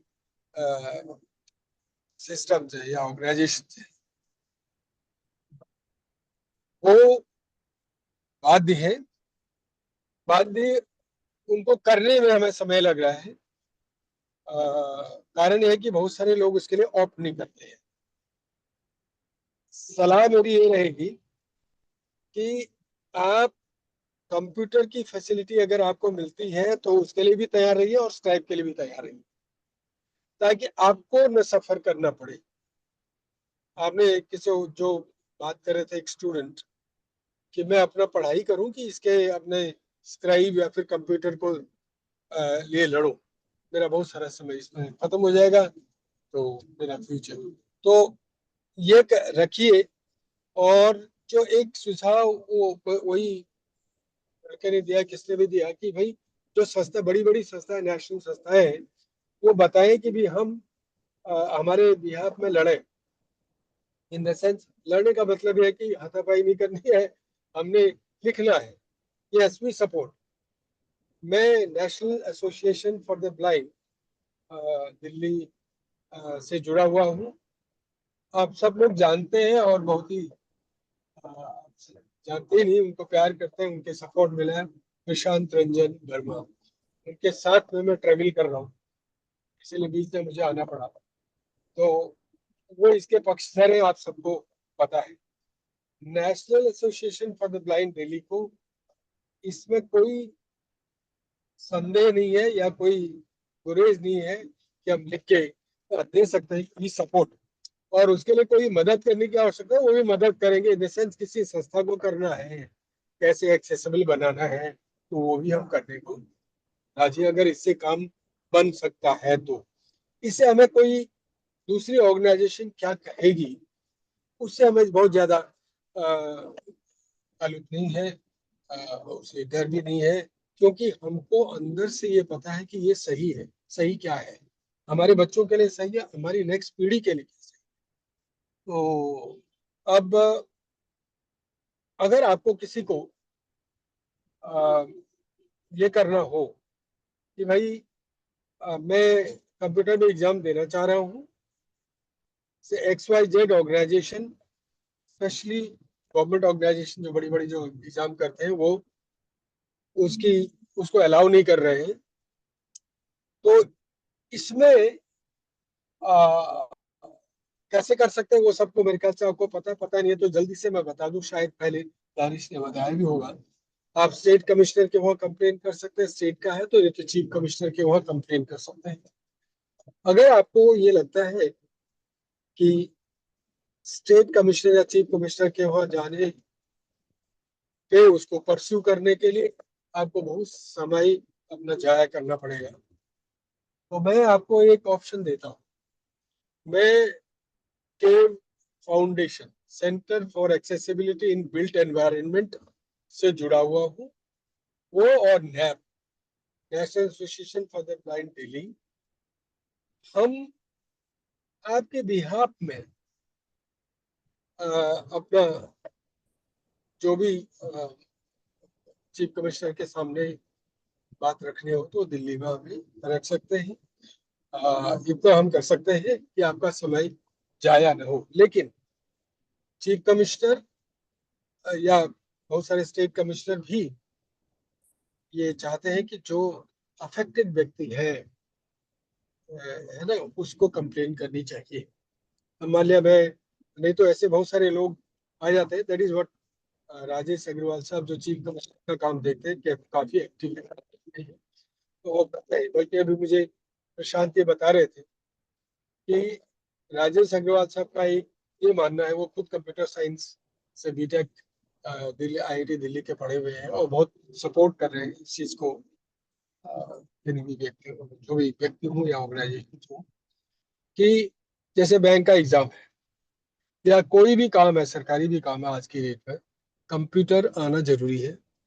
कोई क्लर्क हो, कोई ऑफिसर हो, या कोई, इवन हमारे वहाँ तो मैं चीफ कमिश्नर के दफ्तर में बोलता था, जो हमारे जो ड्राइवर है उनको भी डायरी डिस्पेंस करना आना चाहिए, तो कंप्यूटर के जरिए ही होता है। तो उनका कहना है कि कंप्यूटर में एग्जाम देना चाहिए ही, क्योंकि बाद में तो कंप्यूटर में काम करना था। एक इनफैक्ट प्री क्वालिफिकेशन बना देनी चाहिए, लेकिन वो ये एज चीफ कमिश्नर नहीं कर सकते हैं, ठीक है नहीं। अब इसमें बहुत सारा ये लड़ाई जारी रखनी चाहिए। हो सकता है जो अभी स्टूडेंट्स सामने बैठे हुए हैं इनके लिए ये प्रैक्टिकल न हो, इनके समय में ये चीज ना आए, लेकिन पोस्टेरिटी के लिए, अगले जो बैच आएंगे, अगली पीढ़ियां आएंगी, उनके लिए तो कम से कम हो, ये मेरा कहना है। और इसमें कोई मदद की जरूरत है किसी को, तो मैंने जैसे पहले बता दिया है, दोनों ऑर्गेनाइजेशन, एक foundation as well as NAP Delhi, उनको हेल्प करेंगी, सपोर्ट करेंगी। और ऐसा मेरे सामने ऐसे कोई, ये जहाँ कंप्यूटर का सवाल है, बाय द वे मैं आपको बता दूं, जब मैंने डिप्टी कमिश्नर ज्वाइन किया था, नोएडा में हमारा दफ्तर था, UPSC में एक लीगल असिस्टेंट का एग्जाम था। वो लड़की का नाम, सरनेम अरोड़ा मुझे याद है, ब्लाइंड है। उनको कंप्यूटर में एग्जाम देने के लिए मैंने UPSC के लोगों को बुला करके एक दिन पहले, फ्राइडे, संडे एग्जाम होना था, सैटरडे बंद है, फ्राइडे मॉर्निंग में हमने समन करके उनको बुलाया। वो आए और उन्हें ये बोला कि साहब एक दिन में कैसे हो सकता है। आप, उनने आर्गुमेंट ये रखा था कि देखिए आप इनको तो बोल रहे हैं, इनको क्यों नॉलेज है, बहुत सारे बच्चों को पता नहीं है। वो बोलेंगे कि आपने हमारे साथ हम भी कंप्यूटर में करना चाह रहे थे, लेकिन हम तो नहीं दे सकते, ये डिस्क्रिमिनेशन हो जाएगा। हम तो ऐसा वट एवर इट इज, जो जिसको जानकारी नहीं है, जो मेरे पास कंप्लेन करके लेके नहीं आया, तो वो उसको उसका इतना अधिकार नहीं बनता, इसका अधिकार बनता है। तो उनको अलाउ किया था 2002 की बात। सो ये एक समन्वय की बात है, एक कोऑपरेशन कोऑर्डिनेशन की बात है, बहुत ही कठिन है। जैसे दानिश ने बताया, ये बहुत इजी नहीं है, लेकिन किसी न किसी को लड़ना पड़ेगा। और जो हमारे जो स्टेट कमिश्नर्स हैं या फिर चीफ कमिश्नर के अंदर, उसको उनको एक्टिव होना पड़ेगा, because they have to ensure that the law and the guidelines are implemented. यही मुझे कहना है। और पर्सनल लेवल पे कभी जो कुछ होगा तो we are there as organization. Sir ये CABI जो है वो सुभाष चंद्र वशिष्ठ सर सी हाँ CA हाँ के फाउंडेशन सुभाष वशिष्ठ जो है उनने ये उसी में मैं भी हूँ, वो भी वन ऑफ द डायरेक्टर्स, वो ड्राइव करते हैं इसको। एक्चुअली ने शुरुआत करी एक्सेसिबिलिटी पे करते हैं। इसके अलावा बहुत कितने वेबसाइट अलग अलग वो बना रखे हैं कि जो डिसेबिलिटी से रिलेटेड जो ऑर्डर्स हैं, चाहे वो स्टेट कमिश्नर के हों या चीफ कमिश्नर के हों या कोर्ट्स के हों, वो उनमें ब्लॉग्स में इसमें डालते रहते हैं। काफी मेहनत से काम करते हैं। और एक्सेसिबिलिटी नैब और वो मिल करके भी काम करते हैं, वेब एक्सेसिबिलिटी भी काम करते हैं।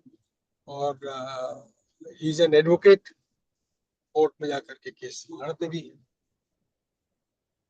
ये सर आई नो हिम।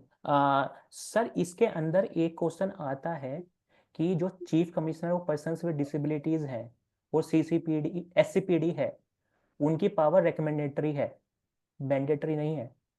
और उसके अंदर भले ही आपकी बार 10,000 रुपये का फाइन लगाया ऊपर इनएक्सेसिबल सर्विस प्रोवाइडर, पर वो भी कहते हैं बस लगाया है, अभी पता नहीं क्या होगा, मतलब वो भी प्रोग्रेस में है।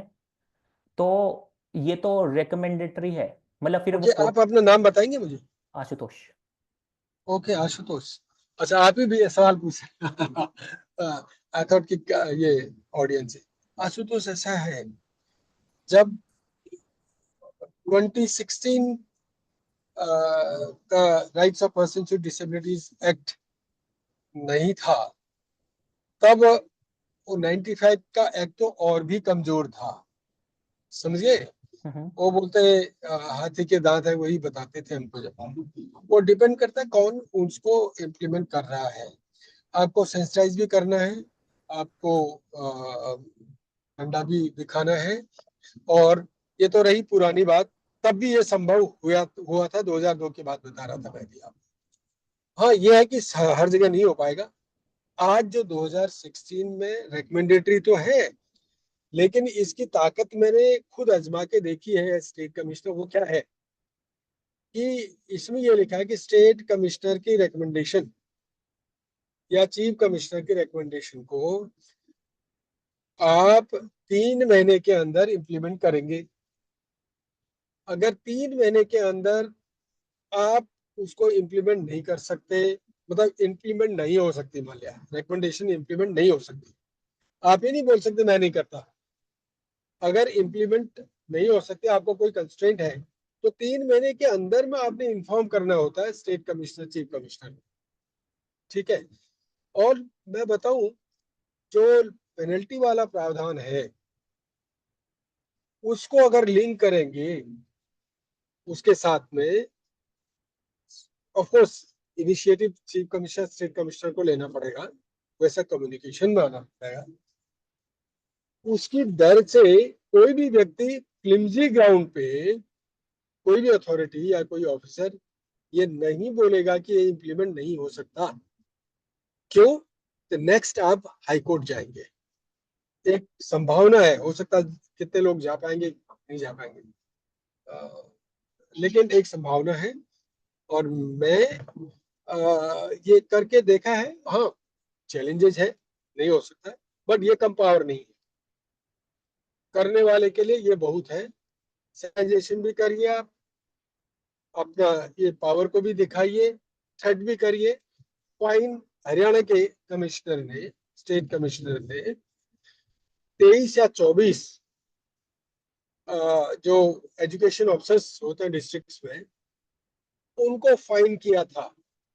और फाइन उन्होंने ट्रेजरी में पैसा जमा भी करना पड़ा किया था, ठीक है। ये डिपेंड करेगा तो इसलिए हमें ये भी एफर्ट करना चाहिए सभी को कि जो स्टेट कमिश्नर बनते हैं वो ठीक ठाक बने, उनको we should make them work. सबसे बड़ी बात है उनको काम करने में बाध्य करना चाहिए, क्योंकि वो भी काम नहीं करेंगे तो वो भी तो इसी एक्ट के तहत आएंगे। तो ये काफी ये चीज ऐसी है सोशल सेक्टर की, इसमें एक्टिविस्ट बहुत काम करते हैं। एक्टिविस्ट की वजह से बहुत काम होता है। पॉजिटिव एक्टिविटी, पॉजिटिव आप चीज लीजिए, नेगेटिव ना रहिए। और ओवरनाइट नहीं होगा, ये भी है बात। सर इसमें रिवर्ट क्वेश्चन ये है कि जो हरियाणा के एससीपीडी जो पुराने वाले थे, आई थिंक आप उन्हीं का रेफर कर रहे हो, वो बहुत ज़्यादा हाँ एक्टिव थे और बहुत ज़्यादा अच्छे भी थे और वो समझते थे बातों को। इसी तरह से जो अपनी जो गुरु पवास्कर सर हैं गोवा के एससीपीडी, वो भी बहुत समझदार हैं, बहुत अच्छे हैं। पर एससीपीडी हर जगह नहीं होते, मतलब अलग अलग नेचर के होते हैं, वो इंडिविजुअल टू इंडिविजुअल डिपेंड करता है। सेकेंडरी जो मैंने उनसे सुना था डिप्टी सीसीपीडी सर से, जो प्रकाश प्रवीण अंबाजदा, कुमार, प्रवीण प्रकाश अम्बासिडर। हाँ अंबाजदा सर है, रेडियो उड़ान के कन्वेंशन में ही सुना था ऑनलाइन कि लाइक गुरु पवास्कर सर ने कोई बैंक में कोई केस गया था, उन्होंने बोला कि कहते हैं आपको माफी मांगनी पड़ेगी पर्सन विद विजुअल इम्पेयरमेंट से। जो कुछ मतलब कुछ इतना डिटेल में तो नहीं पता, पर वो रिकमेंडेटरी था। तो वो क्या कहते, वो बैंकर कल चले गए हाई कोर्ट के अंदर। अब वो रिकमेंडेटरी है, मतलब दिक्कत क्या आ रही है कि हम पहले एससीपीडी में जा रहे हैं अकॉर्डिंग टू जज, जैसे भी हायरार्की है एससीपीडी फिर सीसीपीडी। चलिए एससीपीडी और सीसीपीडी में तो हम अपनी तरफ से लड़ सकते हैं, हमें किसी वकील की जरूरत नहीं पड़ेगी, ये बहुत अच्छी बात है। पर हाई कोर्ट के अंदर आई थिंक, हाँ एक उसके अंदर मैंने पढ़ा था कि कहते हैं पार्टी इन पर्सन रिप्रेजेंटेशन, इसके तहत हम हाई कोर्ट सुप्रीम कोर्ट दोनों में खुद से केस लड़ सकते हैं, एक इंडिविजुअल भी। पर उसके अंदर दिक्कत आएगी तो हमारे सामने तो वकील होगा, और वकील के सामने तो एक इंडिविजुअल तो नहीं चल पाएगा इतना खास। दूसरी बात है अगर हम किसी वकील के थ्रू जाते हैं, मतलब मैं किसी किसी को भी वकील को नहीं बोल रहा मैं कुछ भी, पर मैं वैसे बोल रहा हूँ अगर कोई वकील ऑर्गेनाइजेशन के थ्रू है तो उसके पास पहले से बहुत सारे केस होंगे जो ऑर्गेनाइजेशन में है, उन उनके पास इतना टाइम नहीं होगा कि वो हमारे केस लड़े, और वो लड़ेंगे तो वो इतना एनर्जी डाल नहीं पाएंगे कि वो चीजें कर पाए, ठीक है। अब या तो हम एलएलबी करने लगे, कहते हैं इंडिविजुअल विद डिसेबिलिटी को एलएलबी करनी पड़े, कहते हैं कि हाँ भाई हम एलएलबी करते हैं और हम ही कोर्ट केस करते हैं। वो तो मतलब कितना हर चीज एक इंडिविजुअल को ही करनी पड़ रही है, मतलब ये बिल्कुल भी। देखो आशुतोष ऐसा है, ये सब चीज आप जो कह रहे हैं बिल्कुल सही है। इसको कितनी देर, कितने घंटों, दिनों तक हम आर्ग्यूमेंट करते रहे, यही निष्कर्ष सही निकलेगा, बात यही निकलेगी। बट असली चीज क्या है, इनिशिएटिव लेना है। जो पास आज की डेट में मेरे पास जो लॉ है उसके अनुसार ही काम कर सकते हैं हम, नंबर 1। उसमें ना आप अमेंड कर सकते हैं, ना मैं कर सकता हूँ, ना प्रेसिडेंट कर सकते हैं। आज के दिन में पार्लियामेंट में जाना पड़ेगा, ठीक है, नंबर 1। नंबर 2, मान लिया कोई ऑर्डर रिकमेंडेशन आपने नहीं लेनी है, चाहे वो रिकमेंडेशन नहीं भी होती, वो चीफ कमिश्नर को ये पावर होती कि भाई ये ऑर्डर है, रिकमेंडेशन ही ऑर्डर है, तो फिर भी तो कोई organization high court supreme court जा सकता है ना भाई। हाई कोर्ट ऑर्डर कोई दे देता है, अगर मैं समझता हूँ कि हाई कोर्ट ने ठीक ऑर्डर नहीं दिया तो मैं सुप्रीम कोर्ट जाता हूँ। सुप्रीम कोर्ट में भी ये होता है तो बोला कॉन्स्टिट्यूशन बेंच में जाता है, वो तो प्रोसेस ऑफ लॉ है। तो वो जरूर है कि रिकमेंडेशन से डाइल्यूट हो जाता है, रिकमेंडेशन शब्द से डाइल्यूशन हो जाता है, लेकिन जो मेरे पास लॉ है उसका मैं बेस्ट यूज करूं और आगे बढ़ूं। स्ट्रगल करना पड़ेगा, आप हमको ज्यादा स्ट्रगल करना पड़ेगा, आगे की पीढ़ियों को कम करना पड़ेगा। ये केवल हमारे इंडिया की बात नहीं होगी, शायद पूरे संसार में जो लोग पर्सन विद डिसेबिलिटीज है उनकी स्ट्रगल होगा। और इन्हीं परिस्थितियों में आप देख रहे हैं कोई बहुत ही ऊंचाइयों में पहुंच गए हैं, अच्छी अच्छी ऑर्गेनाइजेशन को चला रहे हैं, है ना। तो जो आपका पैशन है, जो आप समझते हैं सही है, ठीक है, कंसल्ट करके क्या प्रैक्टिकल है उसको आप करते रहिए। That will be your contribution to betterment of people with disabilities. मैं सर इसमें ऐड करूं अगर इजाजत हो यस तो। Yes yes yes Danish. तो मैं सर की बात को ही आगे लेके जाता हूँ। जैसे आशुतोष जी आपने कहा कि देखो, पहली बात ये समझो, स्ट्रगल और फाइट अगर है तो वो तो है। अब स्ट्रगल का मतलब ही संघर्ष है, फाइट का मतलब ही लड़ाई है, वो कितनी भी लंबी हो सकती है। तो अब ऐसा अगर हम सोचेंगे, अगर राजीव रतूड़ी साहब ने 2005 में केस किया, अगर वो ना करते 2025 में, वो स्ट्रक डाउन ही नहीं होता रूल। इनिशिएटिव लिया, टाइम लगा, लेकिन अब प्रोसेस में तो है ना। दूसरी बात है कि जो इंडिविजुअल की आप बात कर रहे हो, तो you need to figure out, यहाँ बहुत सारी ऑर्गेनाइजेशन, नालसा है जो आपको लॉयर प्रोवाइड कराता है फ्री में, सालसा करवाता है स्टेट लेवल पे, स्टेट लीगल अथॉरिटीज या नेशनल लीगल अथॉरिटी, उसके साथ कुछ ऑर्गेनाइजेशंस भी हैं। अब वो आपका इंडिविजुअल केस नहीं लेंगी, लेकिन अगर उनको लगेगा कि ये कम्युनिटी के हित में है, तो आई प्रो बोनो है, मिशन एक्सेसिबिलिटी है, एआईसीबी है, नैब है, या अपना हाईवे है, तो you need to figure out. लेकिन लड़ाई में पेंडेमिक है तो होच पोच होगी भाई, उसका नाम ही पेंडेमिक है। अगर स्ट्रगल और फाइट है तो अपने आप में वो संघर्ष और लड़ाई है, वो लड़नी पड़ेगी। Agree sir. बेसिकली मैं इतने क्वेश्चन इसलिए पूछ रहा हूँ कि लाइक बस वो मुझे बहुत ज्यादा बुरा लगता है कि जब इंडिविजुअल को होमियर टारगेट सर किया ने भी ज्वाइन किया है, हाँ थोड़ी मैं आपको बता दूं। कि जब इंडिविजुअल को जब टारगेट किया जाता है, मुझे बहुत ज्यादा बुरा लगता है कि एक स्टूडेंट विद विजुअल इम्पेयरमेंट या स्टूडेंट विद डिसेबिलिटी को टारगेट किए जा रहे हैं, तो बहुत बुरा लगता है कि खुद मतलब ऑर्गेनाइजेशन को ज़्यादा डिटेल्स पता होती है हमसे। कितनी ही डिटेल पता होगी, वो तो मैं थोड़ा बहुत इन चीज़ों में इंटरेस्ट रखता हूँ, थोड़ा बहुत पढ़ता रहता हूँ, तो मुझे पता भी है। लोगों को तो ये भी नहीं पता होगा एससीपीडी क्या है, सीसीपीडी क्या है, जो स्टूडेंट्स विद डिसेबिलिटीज़ हैं बहुत सारे लोगों को। श्री वो सर भी थे वहाँ पे कॉलेज में, तो उनको भी पता लग गया होगा अभी कितनी अवेयरनेस है। तो अवेयरनेस तक भी ऑर्गेनाइजेशन ढंग से नहीं फैला पा रही, या बहुत ज़्यादा गैप है, बहुत ज़्यादा। ऊपर से जब टारगेट किया जाता है ना स्टूडेंट नहीं, विद आई डिसेबिलिटी। डिसएग्री है। मतलब ये बताइए आशुतोष जी, देखो, हर चीज आप ऑर्गेनाइजेशन पे नहीं डाल सकते हो। अब एससीपीडी के बारे में आपको नहीं पता, इसमें ऑर्गेनाइजेशन का क्या लेना देना, आप गूगल खोलो पढ़ो। अब ये तो अब मैंने बहुत सारे पॉडकास्ट किए हैं सीसीपीडी की, पीडी की पावर्स को लेके, या स्टेट कमिश्नर की पावर को लेके। अब भाई, अब मैं अब जबरदस्ती थोड़ा आपको पढ़ाऊंगा? ये चीजें तो ओपन, ये तो सिंपल, आपको अपने राइट्स तो पता ही होने चाहिए। मैंने आरपीडी एक्ट पे सीरीज की है, बहुत सरल लैंग्वेज में किया है, और बहुत सारी और ऑर्गेनाइजेशंस ने भी की है।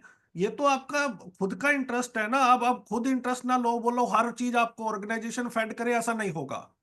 आपको जिम्मेवारी लेनी पड़ेगी। आपने भी तो पढ़ा है ना, आपने कहां से पढ़ा है? तो बाकी क्यों नहीं पढ़ते?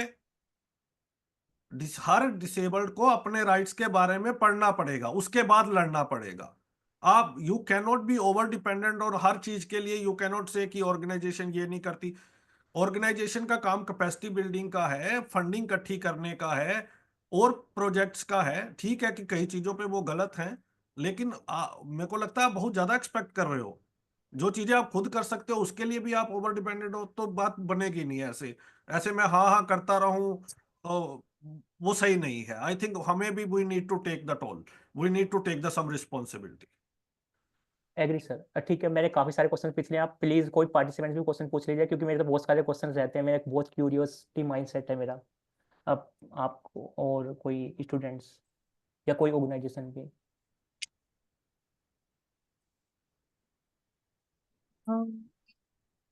शरवान कुमार। Yes ma'am. मेरा आप आ रही है? हाँ। नमस्कार दानिश दानिश सर और ऑल मेंबर्स को मेरा नमस्कार सर। जैसा कि दानिश सर ने कहा स्ट्राइप के ऊपर ही चल रहे हैं, तो मेरा भी वही सवाल है। पहला तो ये कि मैं 2020 में ग्रेजुएशन किया और मुझे मास्टर करने का मन बिल्कुल नहीं था, लेकिन मजबूरी में अभी मैं कर रहा हूँ, क्योंकि स्क्राइब में वही दिक्कत हो रही है, मतलब स्क्राइब मास्टर करना पड़ा, स्क्राइब सीनियर ले जाने के लिए। और ये बहुत ही अफसोस लग रहा है मुझे कि मुझे 2 साल उसमें वेस्ट करना पड़ेगा, मास्टर करना पड़ेगा। और क्योंकि बाकी लोग हमसे आगे निकल जाएंगे, ये मुझे वो है। अब मुझे कितना सही है नहीं है वो तो आप लोग डिसाइड कर पाओगे। दूसरी चीज ये सर कि इसमें मेरा ये कहना था कि कंप्यूटर और वो तो बात की बात है, एक गाइडलाइन क्यों नहीं हो जाता कि सारे इंस्टीट्यूशन में एक मिनिमम क्वालिफिकेशन तय कर दिया जाए। क्योंकि सवाल ये उठती है कि किसी भी स्क्राइब को वो लोग भेज देते हैं, अमूमन ये कहा जाता है। तो एक स्क्राइब का क्वालिफिकेशन तय कर दो, 12th पास, और सारी इंस्टीट्यूशन क्यों नहीं स्क्राइब देती है सर? क्योंकि ऐसे रहेगा ये तो चलता रहेगा सर, ये तो कभी खत्म ही नहीं हो सकता है। अभी एमटीएस का पेपर हुआ अभी 3-4 महीने पहले, 4-5 महीने पहले। वहां पे 10th पास होके भी मजबूरी में लोग मास्टर लिखवा रहे हैं ताकि उनको वेल क्वालिफाइड राइटर ले जाना पड़े। और मजबूरी में जो नहीं बोल पाया उसको लोग बाहर कर दे रहे थे सेंटर से ही। अ, दूसरी चीज सर कि मैथ रीजनिंग का है, गवर्नमेंट बाकी जो SC ST का है वो मिनिमम रेट पे सिखाती है, कोचिंग करवाती है। ब्लाइंड का भी शायद अभी NIBH में उन्होंने स्टार्ट किया है। क्या हर सॉरी, हर पूरे कंट्री का आदमी NIBH जाके सीखेगा मैथ रीजनिंग? स्टेट में क्यों नहीं सिखाया जाता सर? कोई स्टेट में या हम लोग को भी क्यों नहीं करवाया जाता ताकि हम लोग आगे बढ़ सके?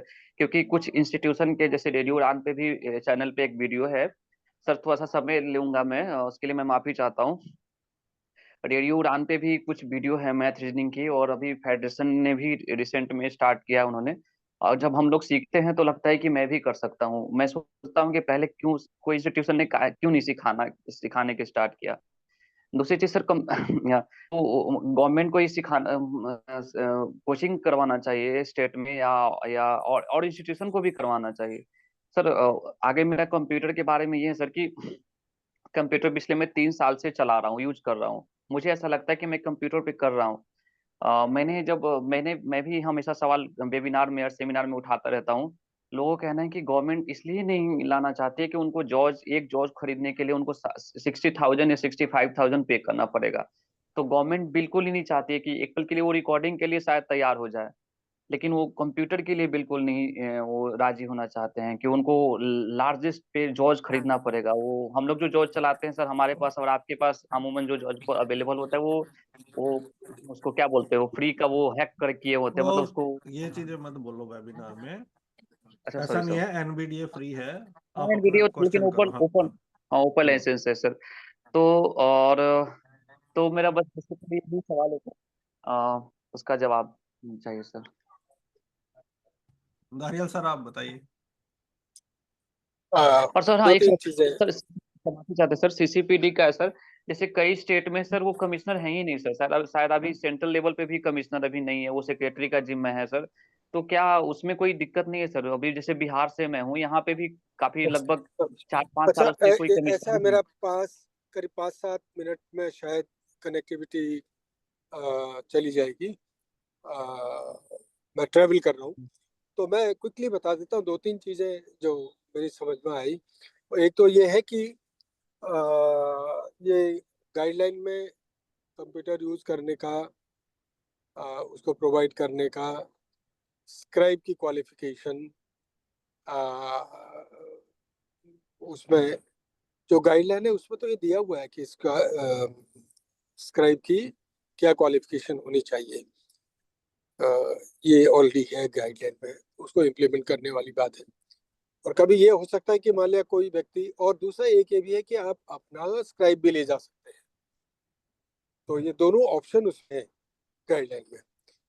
अच्छा, अब बात रही जो आपको समय, क्यों आपको नहीं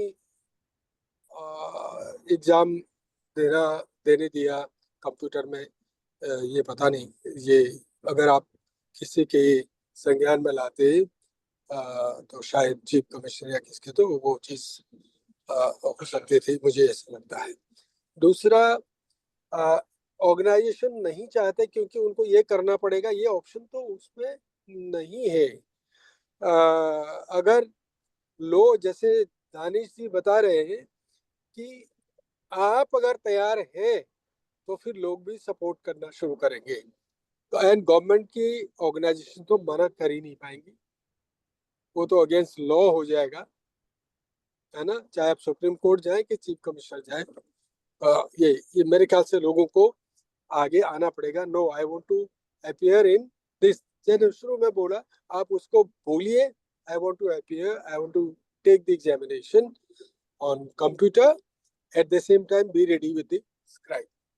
स्क्राइब क्वालिफाइड नहीं है तो वो आप क्वालिफिकेशन उसकी दी है, वो कभी कभी होता है क्वालिफिकेशन ये है लेकिन वो व्यक्ति बोल नहीं सकता है, लिख नहीं सकता है, समझ नहीं सकता है, तो उसके लिए प्रोबेबली अपना स्क्राइब भी करना पड़ेगा, स्ट्रगल आपको करना ही पड़ेगा।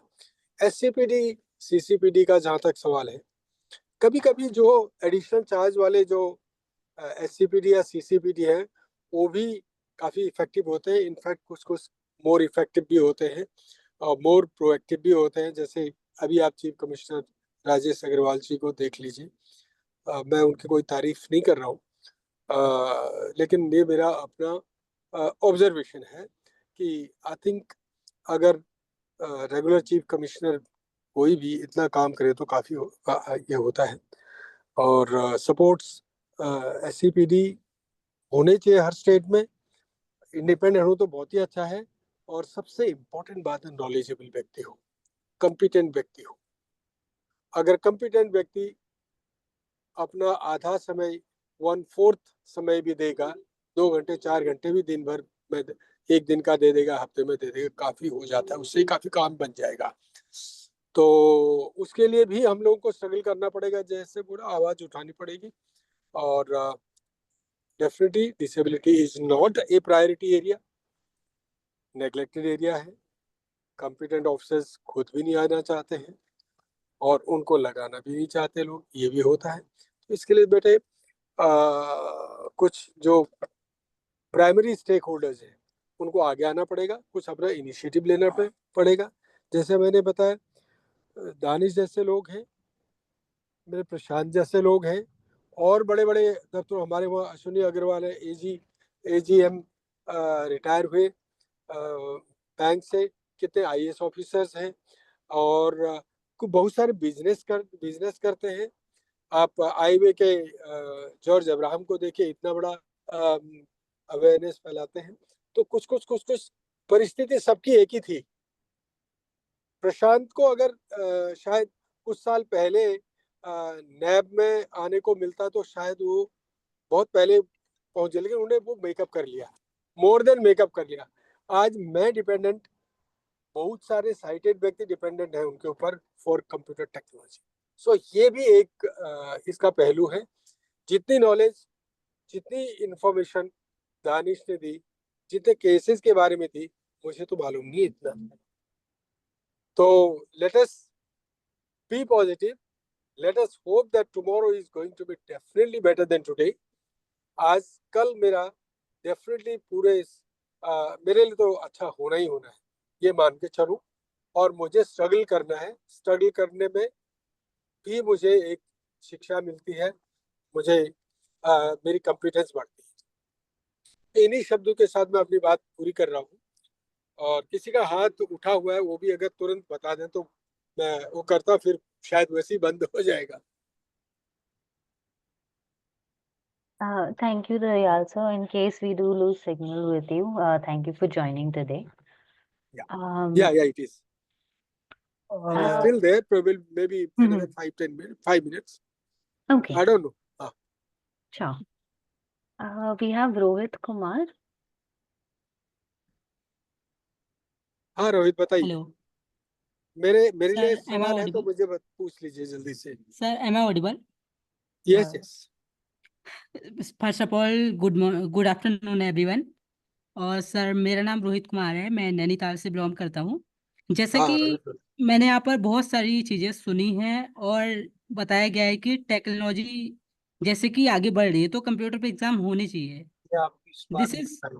This is correct sir, but ये है कि अभी मेरे साथ एक केस आया है कि कई जगह पे अवेयरनेस नहीं है। जैसे कि अभी उत्तराखंड बोर्ड में इशू ये आ रहा था कि जो राइटर होना चाहिए उसकी परसेंटेज 45 से बिलो होनी चाहिए, मतलब नीचे होनी चाहिए 11th क्लास का बच्चा होगा तो सर आप बताइए जैसे कि हमारे सब्जेक्ट हैं हिस्ट्री पॉलिटिकल, और हिस्ट्री में डिफिकल्ट वर्ड्स होते हैं, तो सर जो भी ये एग्रीमेंट हैं और ये डिसीजन है किस बिहेव पे लिए गए हैं, मैं इन चीज़ को बहुत वो करना चाहूँगा, और इसके लिए मुझे खुद इंडिविजुअली मतलब फाइट करनी पड़ी। और मैंने NIBH को भी इसमें वो किया था, तो उन लोगों ने कहा कि आप इसके लिए खुद वो कीजिए। और दूसरी चीज़ ये है कि और भी NGOs हैं, उन्होंने अपने एक हमारे यहाँ पे उत्तराखंड में ब्लाइंड स्कूल है, उन्होंने 45 वाले और 45 से बिलो के राइटर ढूंढ लिए, और उन्होंने इसके लिए आवाज़ नहीं उठाई। तो सर ये पूरी तरह से गलत है, और ये मतलब ब्लाइंडो को ओके टारगेट रोहित, मैं किया जा समझ रहा है। गया, यस रोहित सर। मैं समझ गया। Yes sir. और ये जो ये परसेंटेज की बात बोली है, ये जो department of empowerment of persons with disabilities guideline है, उनके अनुरूप नहीं है, राइट? तो आपके पर्टिकुलर केस में या उन संस्थाओं ने जिन्होंने 45 से कम वालों को ढूंढ लिया, उन्होंने उस समय का प्रैक्टिकल, उस समय की स्थिति से निकलने के लिए तो वो तो करना चाहिए था, लेकिन एट द सेम टाइम उन्हें आवाज भी उठानी चाहिए थी, बताना भी चाहिए। सर अंडर प्रोटेस्ट करना चाहिए था। अगर नहीं किया है तो अभी करना चाहिए। और प्रोबेबली ऐसी ऐसी चीजें अगर आप हमको ईमेल कर दें, हमारे नॉलेज में लेके जा जाए, कुछ जैसे बोला कि भाई ऐसे, तो हम अपनी तरफ से उत्तराखंड सरकार को या कमिश्नर को या डिपार्टमेंट को लिख सकते हैं। हम भी सपोर्ट कर सकते हैं इसको। मैं सिंपल सी बात बताएंगे कि जो सेंट्रल गवर्नमेंट डिसाइड करती है, पूरे देश में यूनिफॉर्म पॉलिसी होनी चाहिए इन चीजों में। सर मैं एक चीज़ और जानना चाहूँगा सर, अगर आप मुझे अपना ईमेल आईडी दे सकें तो मैं आपको इस चीज़ को मेल कर पाऊँ, आई थिंक। ओके, सोच रहा हूँ कि मैं अपना दूं या फिर नैब का दूं या के फाउंडेशन का दूं। सर नैब और आपको जो सही लगे। TDDHARI, मेरा नाम TD Dhaliwal. Okay sir. Sir हम एक्चुअली आशुतोष सर के पास आपका कोई कांटेक्ट है, मैं उनसे ले लूँगा। हाँ, अब उनसे ले लीजिए। Yes sir. और सर आपने जैसा बताया कि इसमें फिलहाल अब इम्प्लीमेंट हुआ है, जैसे कि मैंने अवेयरनेस फैलाई, और मतलब इसमें ही हुआ कि बोर्ड ऑफ डायरेक्टर से मेरी खुद पर्सनली बात हुई इंडिविजुअली, मतलब मैंने क्वेश्चन किए उनसे, मैंने कहा ये बिहेव किस बिहेव पे लिया गया है डिसीजन, तो उन्होंने मतलब उस चीज़ में इम्प्लीमेंट हुआ, मतलब एक वो हैं हमारे कुमाऊं कमिश्नर मिस्टर दीपक रावत, उन्होंने मेरी काफ़ी हेल्प की, उनकी मदद से कमिश्नर है वो, हो। Yes sir. कमिश्नर है, हाँ यस ठीक सर, है। कुमाऊं कमिश्नर, हाँ उन्होंने मतलब काफ़ी मेरी हेल्प की, और उनकी मदद से इस चीज़ को इम्प्लीमेंट करा पाए फिलहाल। लेकिन ये है कि जो ओके, ठीक NGOs है। हैं उनको बाय द आवाज़ उठानी वे, ये चाहिए। सॉर्ट आउट हो गया ना आपका? यस सर, हो गया है, आपका लेकिन अभी पूरी कंट्रीब्यूशन है तरह से नहीं हुआ तो है। देखो बेटे, ऐसी चीजें एक के बाद दूसरी कुछ न कुछ होगा। Contribute, everybody should contribute. What yes mister sir. Danish Mahajan said is this, कि बस सब लोग कंट्रीब्यूट करते रहो। आप कर सकते हैं तो दूसरा क्यों नहीं कर सकता? उनको प्रेरित करिए, उनको एनकरेज करिए, उनको सपोर्ट करिए, ठीक है ना? यस सर, वो बात और ठीक है सर, बट जो हम भी NGOs करेंगे, हैं बट उनके मत पास। लगाओ। Yes sir. बट करने से फिर निगेटिविटी आ जाती है। Yes sir. I sir will do it, I yes will sir. Try. Sir वो हमें तो करना ही है, लेकिन NGOs हैं उनके पास हमसे कई ज़्यादा पावर होती है। अरे भाई, उनको भी मैं बोलता हूँ, उनको भी एनकरेज करो, आप उनको भी ये करो। हम बोल रहे हैं ना, हम बोल रहे हैं हम करेंगे, ठीक है ना? तो सबसे बड़ी चीज है, एक शब्द जो है मैं मानता हूँ most important in everybody's life is try. I will try. Try करेंगे तो हो जाएगा, ट्राई ही नहीं करेंगे तो कुछ नहीं होगा। Yes sir. और मैं जो दूध खराब हो जाता है उसके ऊपर क्यों रहूं, यस सर। है ना? Yes sir. तो जो चीज ठीक है उसको, जो चीज हो सकती है उसको करूं, जो चीज नहीं हो सकती उस पर अपना मत्था न तोड़ू, ठीक है? Yes sir. थैंक यू जरूर सो मच सक्सेस सर। मिलेगा, ये कुछ रोक नहीं सकता आपको। फिर हर व्यक्ति, ऊपर वाला भी सपोर्ट करेगा, समाज भी करेगा, आप खुद इतने पावरफुल हो जाएंगे कि आपको रोक ही नहीं पाएगा कोई सारी दुनिया रोकेगी, कोई एक व्यक्ति आ जाएगा, कोई एक शक्ति आ जाएगी जो आप कर देंगे, ठीक है ना। But yes true genuine effort आपने ही करना चाहिए और यस पॉजिटिव, बट बोलो ही नहीं, बट शब्द को हटा दो, यस सर ठीक है। एनजीओ थैंक यू सो पे मच सर बट ओवर परंतु नो डिपेंडेंसी छोड़ो आप, और एनजीओ पर बहुत ज्यादा ओवर डिपेंडेंसी ना करो आज के टाइम पे। और अगर उन पे करनी है तो उन ऑर्गेनाइजेशन को तलाश करो जो लीगल राइट्स और एडवोकेसी सेल चला रहे हैं, एनसीपीडीपी चला रहा है, मिशन एक्सेसिबिलिटी चला रहा है, जिनका प्राइमरली काम ही ये है। तो you need to do a little bit research, और अगर आप खुद से कंट्रीब्यूट कर रहे हो फिर तो बहुत ही बढ़िया है, तो अच्छी बात है। और ये मरते दम तक डिसेबिलिटी में चैलेंजेस स्ट्रगल रहेगा, एक जाएगा दूसरा आएगा, तो उसके लिए we need to be ready. अच्छा, मेरा सिग्नल अब जा रहा है, नमस्ते। Thank you so god much bless you all, sir, thank you so much sir, god आपने ब्लेस मेरी यू ऑल। रिक्वेस्ट पर आए। मैं प्रशांत को भी बोल रहा हूँ, आपको एक मैसेज दे देंगे। प्रशांत प्लीज। यस, नमस्ते सभी को। मैं काफ़ी कुछ सुन रहा था, तो नहीं, मुझे ज़्यादा कुछ बोलने की ज़रूरत नहीं है। सर ने काफ़ी अच्छा आप लोगों को मैसेज दिया है, गाइड किया है। So thank you very much and all the best everybody. Thank okay, you, bye bye, god thank bless you you. TD Dharia sir again for coming. Thank you so much, sir. Ashutosh, let's take more questions, and I would request everyone to please stay focused to the questions related to scribes and around it. Let's not divert much from to the other topics. We'll keep another platform for having all the kind of discussions. Let's stick to the scribes. Okay, we have Kiran.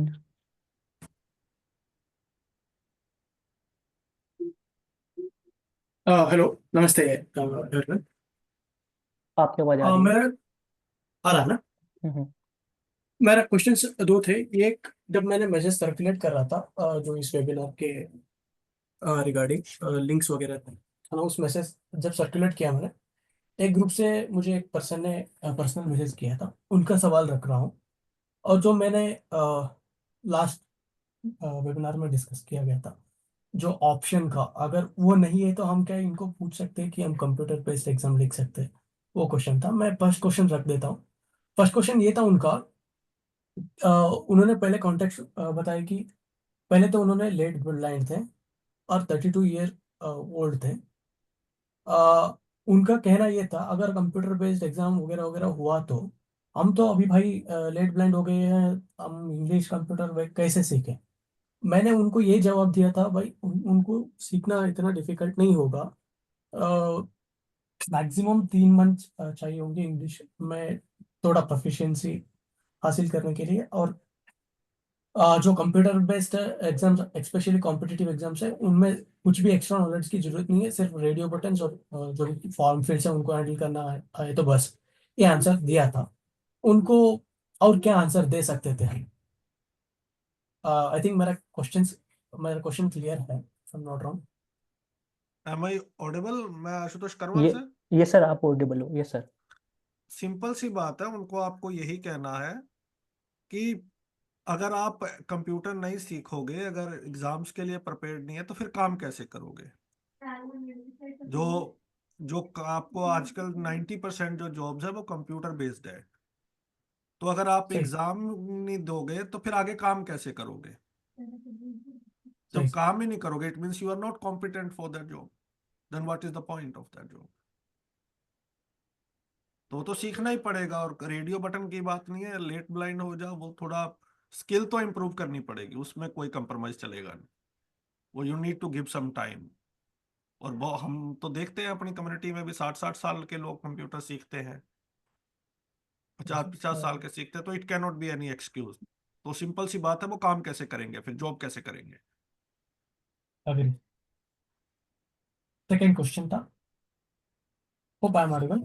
Second hmm, question में मैंने वो ये पूछा गया था, मैंने last webinar में ये पूछा था कि जो उसमें कॉम्बो बॉक्स आता है, जैसे कि मैंने एसएससी अप्लाई करा था और एनटीए में वगैरह में अप्लाई करता हूँ, उसमें एक कॉम्बो बॉक्स आता है, do require scribe at the time of writing examination, ऐसा कुछ आता है उसमें। अगर हमने नो सेलेक्ट किया तो क्या होगा?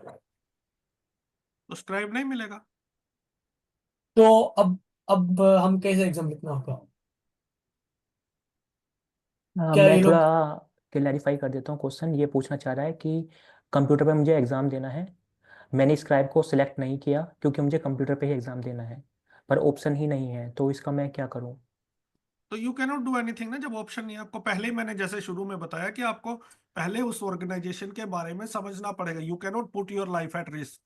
आपको पहले देखना पड़ेगा डज दैट ऑर्गेनाइजेशन अलाउ और नॉट, और you need to do your basic work way before you are appearing for the exam.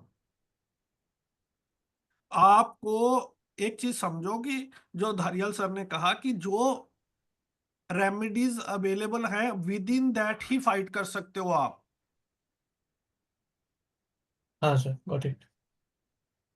लेकिन यही मेरा क्यूरियोसिटी है, अगर हमने वहां पे नो सेलेक्ट किया तो वहां पे हम जब जाते हैं एग्जाम सेंटर पे, तब वो लोग कैसे डील नहीं करेंगे अपेयर इस? होने देंगे आपको राइटर के साथ, अकेले बैठो, मत दो। उन्होंने बोला आपने क्यों नहीं यस किया, सिंपल बोलेंगे।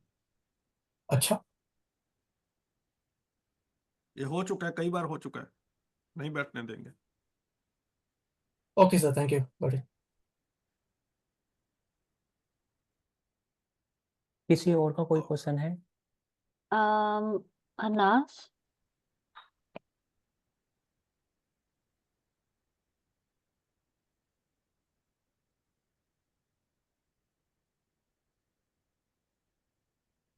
आ, आप अनम्यूट कर सकते हैं।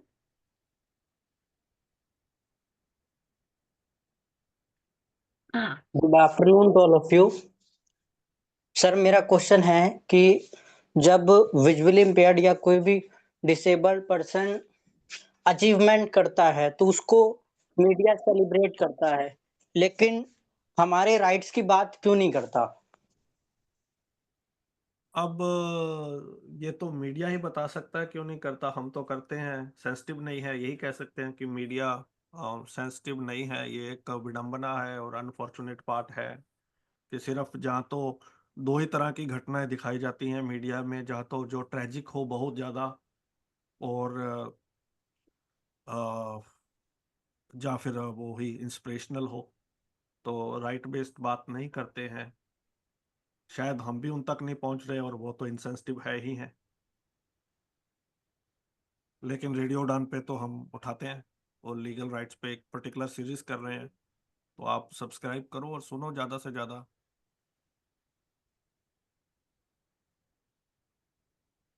Any another question?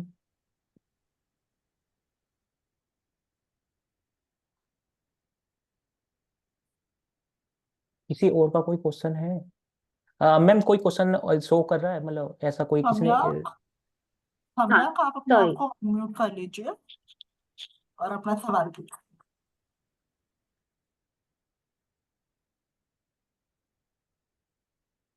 सम्यक, you can unmute.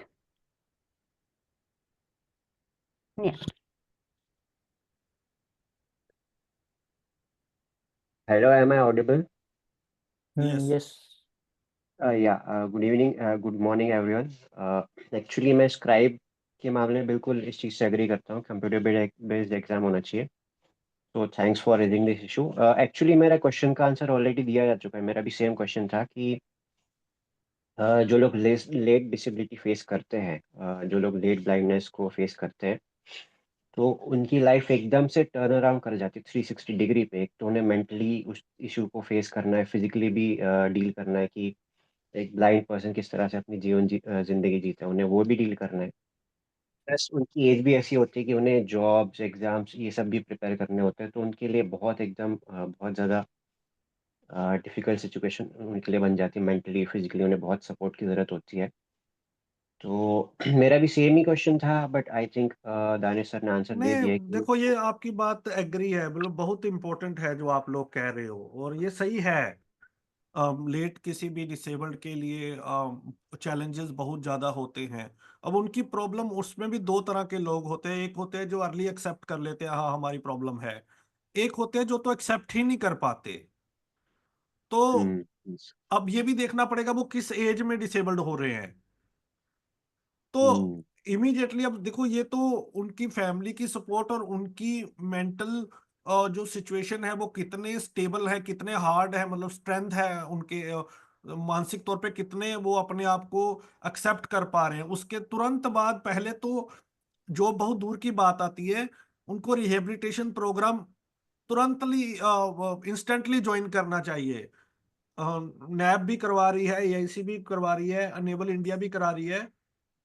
और मुझे लगता है कि ये है सिचुएशन थोड़ी ट्रिकी, और लेकिन जो भी ऐसे लोग हैं उनको कुछ सक्सेस स्टोरीज के बारे में बताना चाहिए, उनकी काउंसलिंग करनी चाहिए, और उनको तुरंत पहले जो बेसिक रिहैबिलिटेशन ट्रेनिंग है वो करवानी बहुत अनिवार्य है। जी सर, क्योंकि मैं काफ़ी सारे लेट डिसेबल्ड को जानता हूँ, तो अब मुझे समझ में नहीं आता कि मैं उनको कैसे काउंसलिंग करूँ, कैसे उनकी हेल्प करूँ, नहीं, क्योंकि मैं उनको जो लीगल काउंसलर हैं या कुछ ऑर्गेनाइजेशन उनसे मिलाएं और सक्सेस स्टोरी बताएं जो लेट डिसेबल्ड हुए और अचीव किया है, तो दैट वुड रियली हेल्प। जी जी सर, थैंक यू थैंक किसी और का कोई क्वेश्चन है? प्लीज थोड़ा सा फास्ट कीजिएगा। हाँ महादेव।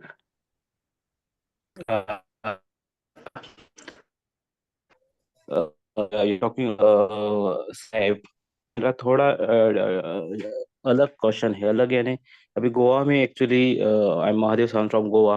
गोवा में स्क्राइब का वो बहुत अच्छा चल रहा है, लेकिन after giving the exam by taking the scribe they getting selected in the post, but after when they work in the proper post, after that they are not getting the proper work. That's why our most of the visually impaired person, they are getting disturbed. So for that, is there any solution, state sir? Government और central government? State government, sir. नहीं, ये तो एक totally, हमने ये एक वो अलग इशू है और ये भी काफी बड़ा इशू है। I agree with you. इसके लिए फिर again individual has to fight, उनको बताना पड़ेगा कि अपने हायर अथॉरिटी को वो क्या कर सकते हैं। ये है एक बड़ा चैलेंज। यस सर, एक्चुअली से हम ग्रुप ऑस्कर तहा सर और मैंने भी जाके उनको बोला है, लेकिन एक 4 दिन उनको जॉब देते हैं, काम देते हैं, और उसके बाद सेम वही उनसे निकालते हैं और दूसरे को कुछ को देते हैं, और उनको सिर्फ बैठ बैठ के वो तंग होते हैं और डिस्टर्ब हो जाते हैं, डिप्रेस हो जाते हैं। ये है एक इशू, ये और एक अलग इशू है। तो इस देयर कुछ सोल्यूशन है सर उसके लिए? कोई सोल्यूशन नहीं है, बातचीत ही करनी पड़ेगी, उनको बताना पड़ेगा, पेशेंस रखने पड़ेंगे, और तब तक वो अपनी स्किल्स को इम्प्रूव करें और बात करते रहे, अपने आप को प्रूव करते। ये है प्रॉब्लम, कोई सोल्यूशन नहीं है इसका। हाँ हाँ, लेकिन वो एक्चुअली हाँ, उनको वेल स्किल है, they are using continuously computer, बात ऑल आर करनी वेरी गुड। पड़ेगी अपनी अथॉरिटीज के साथ, हाँ और अपने हाँ, लेवल पे ही कुछ कुछ काम करना चाहिए ताकि अथॉरिटीज को लगे हाँ ही कैन डू, ही और शी कैन डू। वही है, हो सकता है अगला जो अधिकारी आए वो अच्छा हो। तो है ये चैलेंज, बहुत बड़ा ओके सर, चैलेंज है लेकिन ये, एक अलग। कमिश्नर ने बोलने के बाद भी वो ऐसे करते हैं, क्योंकि हम खुद जाते हैं, हम गुरु सर भी, हम एक साथ जाके भी उनसे बोलते हैं, उनको अवेयरनेस ट्रेनिंग भी दिया, उसके माइंडसेट, बाद भी क्योंकि वो सेम माइंडसेट ही होता लोगों का डिसेबिलिटी को लेके बहुत ही अजीबोगरीब है। है। Right sir, okay, thank you sir.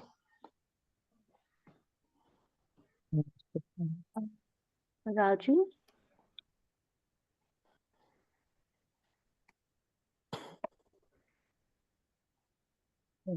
थोड़ा सा प्लीज ऐसा किया कीजिए, जल्दी से अनम्यूट कर लिया कीजिए, मतलब जैसे मैम नाम बोलती है तो जल्दी से अनम्यूट किया कीजिए, क्योंकि अ, अ, आशुतोष हम ट्राई कर रहे हैं क्योंकि I have disabled the mute access ताकि no one speaks over another, but Raju Tanka आप बोल सकते हैं, यू कैन अनम्यूट। मैं उन्हीं को कह रहा था, उनको। हम्म।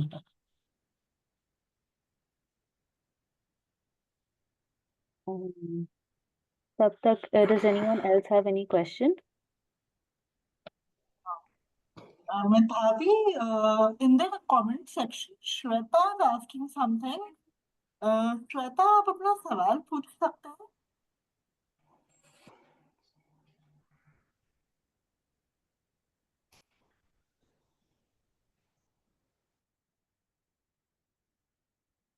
Hello. You are audible. Uh, Yes. yeah. Yeah. Good afternoon all. So मेरा क्वेश्चन मैथ रीजनिंग से रिलेटेड है, लाइक कॉम्पिटिटिव में जैसे मैथ एंड रीजनिंग सेक्शन होता है, तो हम लाइक अपने साथ कोई स्क्राइब लेके जाते हैं, ठीक है, मेरा कल का एक्सपीरियंस है। तो even scribe is making us understand कि क्वेश्चन ये बता रहा है कि आपको ऐसा ऐसा करना है मैथ में या रीजनिंग में। तो इन्विजिलेटर वो भी नहीं कह रहे कि आपको ये भी नहीं बताना कि वो क्या मतलब क्वेश्चन क्या समझा रहा है। लाइक दे आर लाइक कि मैथ रीजनिंग में आपको इतने सारे क्वेश्चंस दिए जाते हैं, as a being a visually impaired आपको सोचना भी है, आपको करना भी है। तो मतलब मुझे ये जानना है कि उस सेक्शन के लिए हम अपने आप को प्रिपेयर कर भी सकते हैं कि नहीं, कि इतने questions as a sighted person के लिए भी मुश्किल होता है, तो हमारे लिए कितना मुश्किल है। नहीं, लाइक चैलेंजिंग है, लेकिन रीजनिंग और मैथ दोनों में कुछ ऐसे सेक्शन होते हैं जो आप अटेम्प्ट कर सकते हैं और उस पर आपको तैयारी करनी चाहिए।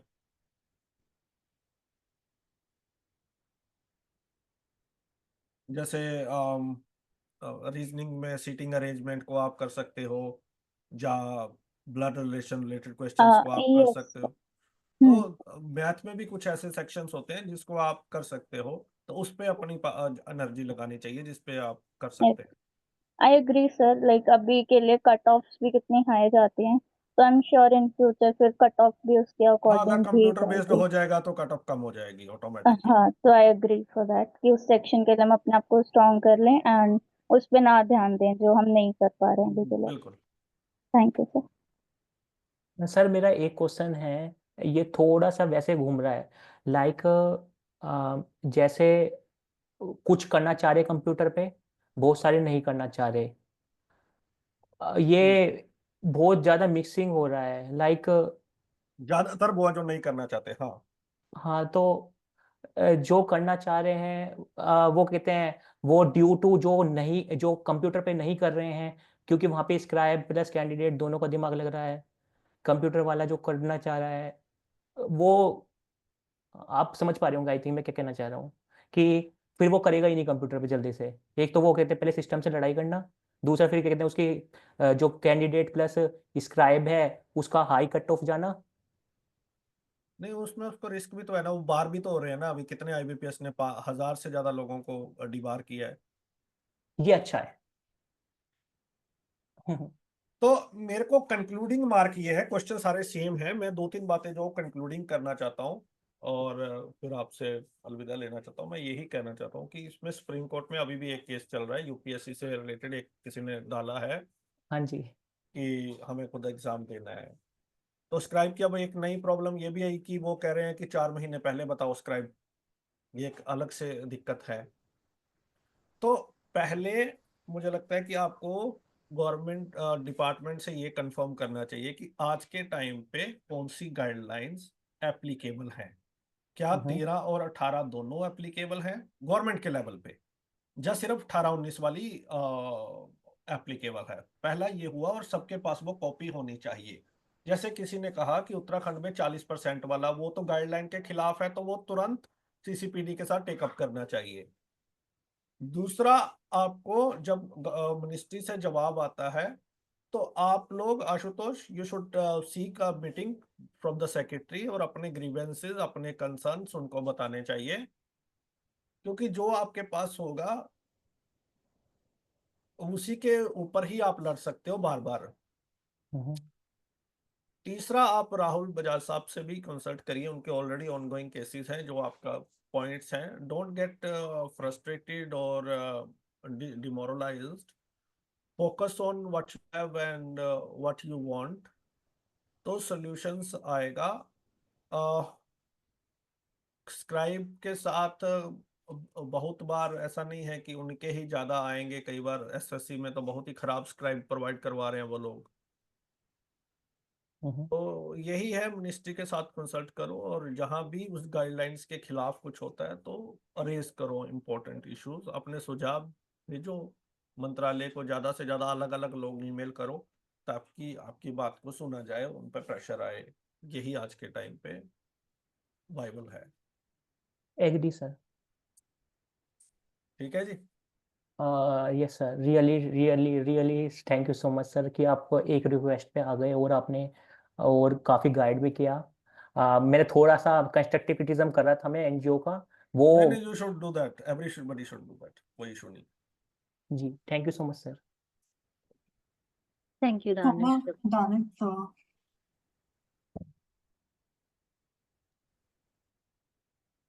I think we have a question from Data.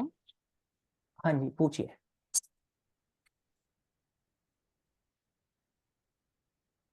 Basically ऐसा नहीं है कि ये जो क्या कहते हैं जो मीटिंग हो रही है उसका कुछ निष्कर्ष नहीं निकलेगा. ये जो मैं अपनी साइड से बहुत कुछ चीजें कर रहा हूँ, हर चीज नहीं बता सकता पर मैं कर रहा हूँ. ठीक है.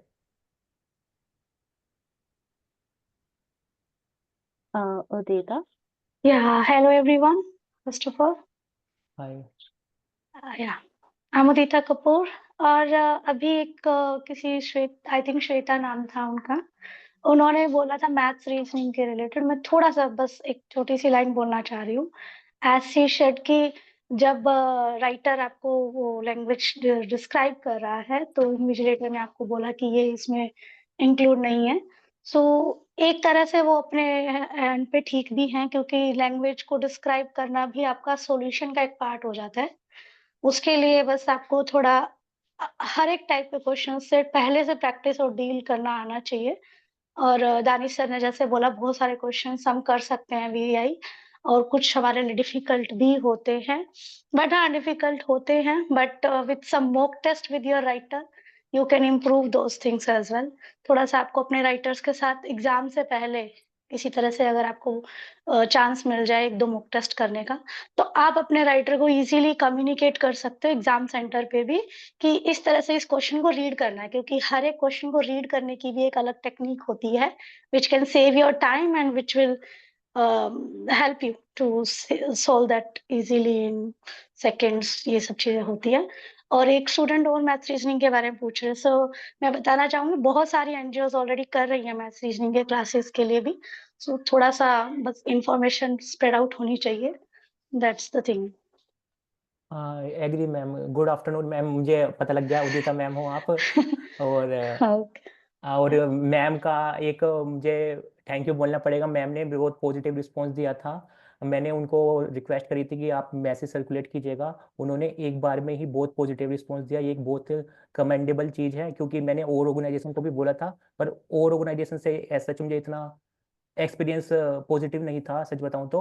पर उदिता मैम का बहुत बहुत धन्यवाद. मतलब वो अटेंड भी किया और उन्होंने बताया भी और लाइक सी इज हाँ, वेरी मैं हम्बल. खुद इसको स्टार्टिंग से अटेंड करना चाह रही थी बट अभी 11 to 12 मेरा एक वेबिनार था जस्ट मैंने वो एंड किया. मैं यहाँ पर आई हूँ एंड आई कैन सी मेरे कुछ स्टूडेंट्स हैं जो जेन्युइनली यहाँ आए हैं और वो सुन रहे हैं इस चीज को.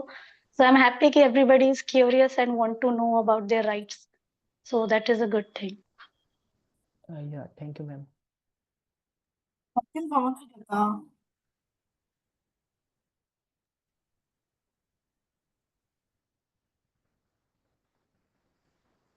Madhavi, do we have more questions? No. Homiasa, would you like to add anything or say anything?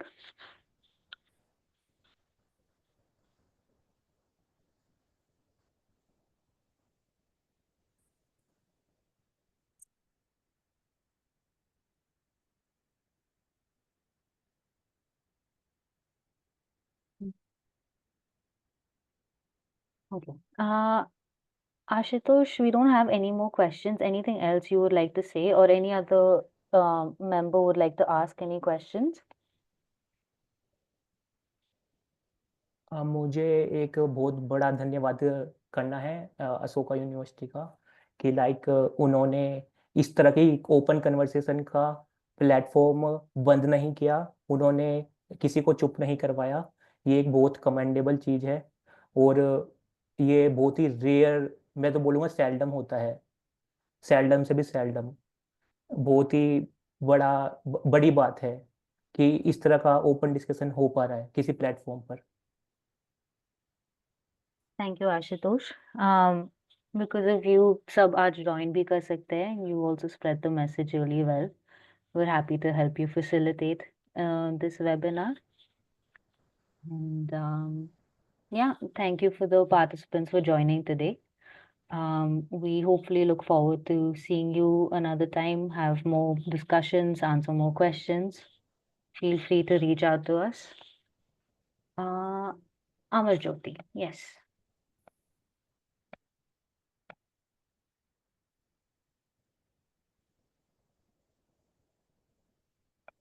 You can unmute.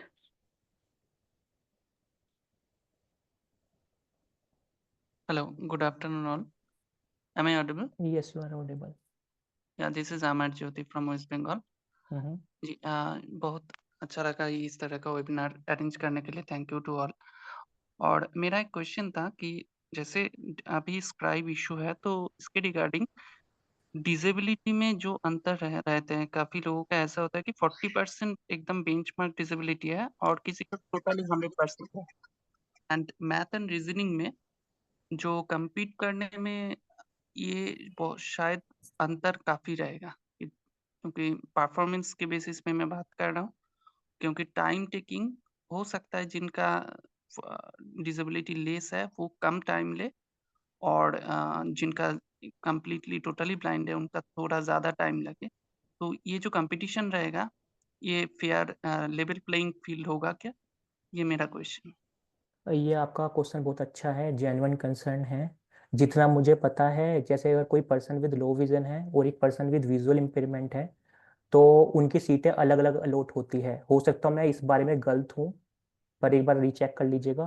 पर अगर नहीं हो रही है तो मतलब अकॉर्डिंग टू जितना मुझे पता है तो वो अलग अलग है। अगर कोई person with total visual impairment है, मतलब ले पर्सन टर्मिनोलॉजी में ब्लाइंड है, तो उसके लिए अलग सीटें हैं और लो विजन के लिए अलग सीटें हैं। पर इसके अंदर एक बहुत बड़ा इशू ये है कि बहुत सारे सर्टिफिकेट जाली बनते हैं। मतलब जाली तो नहीं बोल सकते, जाली भी बनते हैं और ये भी बनते हैं कि कहते हैं कि लाइक अगर 60% डिसेबिलिटी है ना, उसको 100 का पकड़ा दिया जाता है। और क्या कहते हैं 90% डिसेबिलिटी है तभी भी 100 का पकड़ा दिया जा रहा है। मतलब लोग बाग 100 का लेके घूम रहे हैं, और जबकि उनको बहुत अच्छे से दिखता है। वो यहाँ तक सुन रखा है मैंने तो कि वो गाड़ी भी चला रहे हैं, तभी भी उनको 100 का पकड़ा दिया जा रहा है।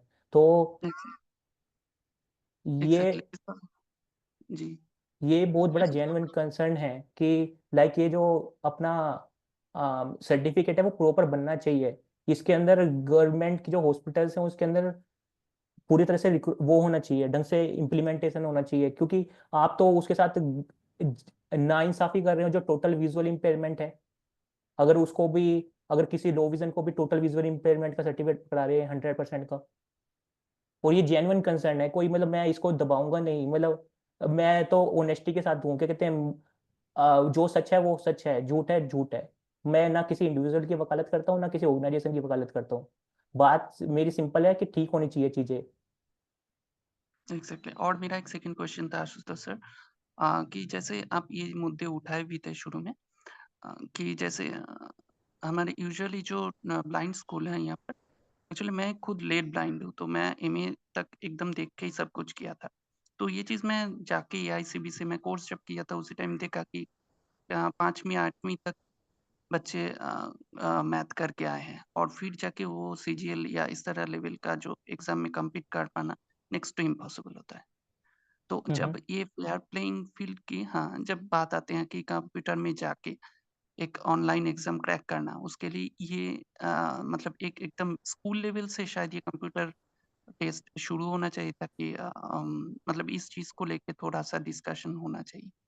हाँ बिल्कुल, मैं तो एग्री करता हूँ। मैंने इसके बारे में जानबूझ के जब ये बोला था, इन चीज़ों को पूरी ढंग से बोला, क्योंकि ये तो नहीं होगा ना कि सिर्फ आप सिर्फ एक मार्जिनलाइज कम्युनिटी, एक स्टूडेंट को टारगेट करते रहें। आपको एक एनजीओ के बारे में भी बोलना चाहिए। अगर आप किसी एनजीओ में काम कर रहे हैं या एनजीओ जो भी है, अगर मैं इंडिविजुअल हूँ तो इसका मतलब ये तो नहीं बनता ना कि मैं इंडिविजुअल को टारगेट नहीं कर सकता।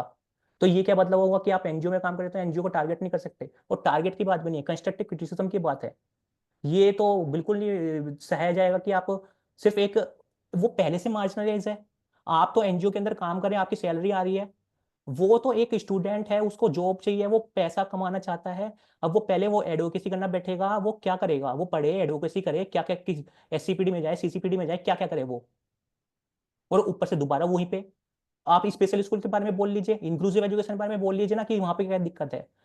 आप ये बताइए, स्क्राइब गाइडलाइन के अकॉर्डिंग कंप्यूटर उनको देना चाहिए, उसमें साफ साफ लिखा है 2018 में कि कंप्यूटर हमारा अलाउ नहीं होगा। उसके बारे में क्यों नहीं बोलते?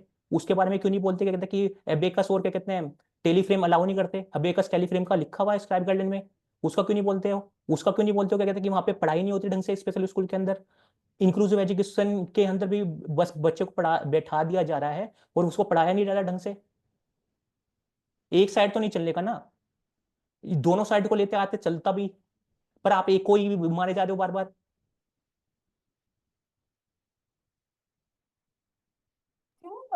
Okay, let's move on to the last question and then we'll conclude.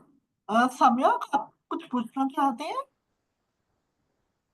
Samyak, do you want to ask something?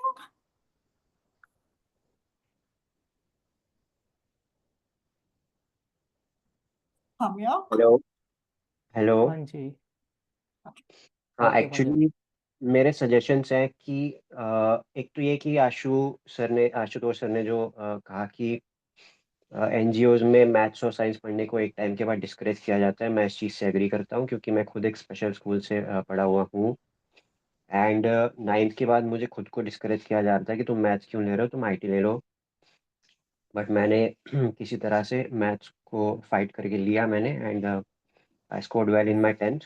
And मैं 11th के बाद भी मैथ्स एंड साइंस लेना चाहता था, बट अगेन उनका वही था कि कैसे करोगे, क्या करोगे, ग्राफ्स आते हैं, ये आता है, वो आता है, बहुत कुछ है। तो मुझे कंपेल किया गया कि मैं arts field चुनूँ।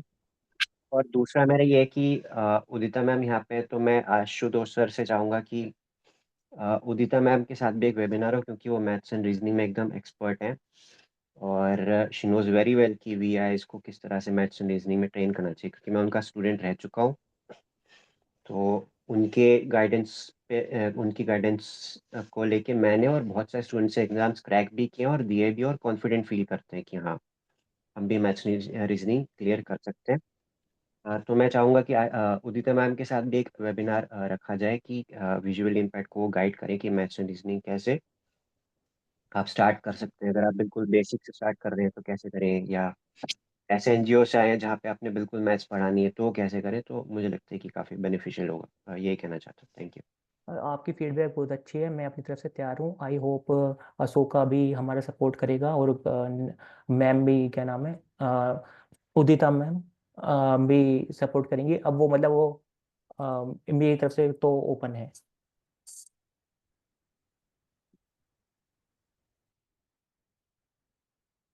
Yes, we like the support whenever needed. Um, अभी अगर और कोई questions नहीं है, I would like to conclude the webinar. Ashutosh, is that okay? Yes ma'am, और मुझे बहुत बहुत अगेन धन्यवाद कर रहा हूँ कि आ, आपने इतना ओपन डिस्कशन अलाउ किया। Of course. Thank you also for organizing.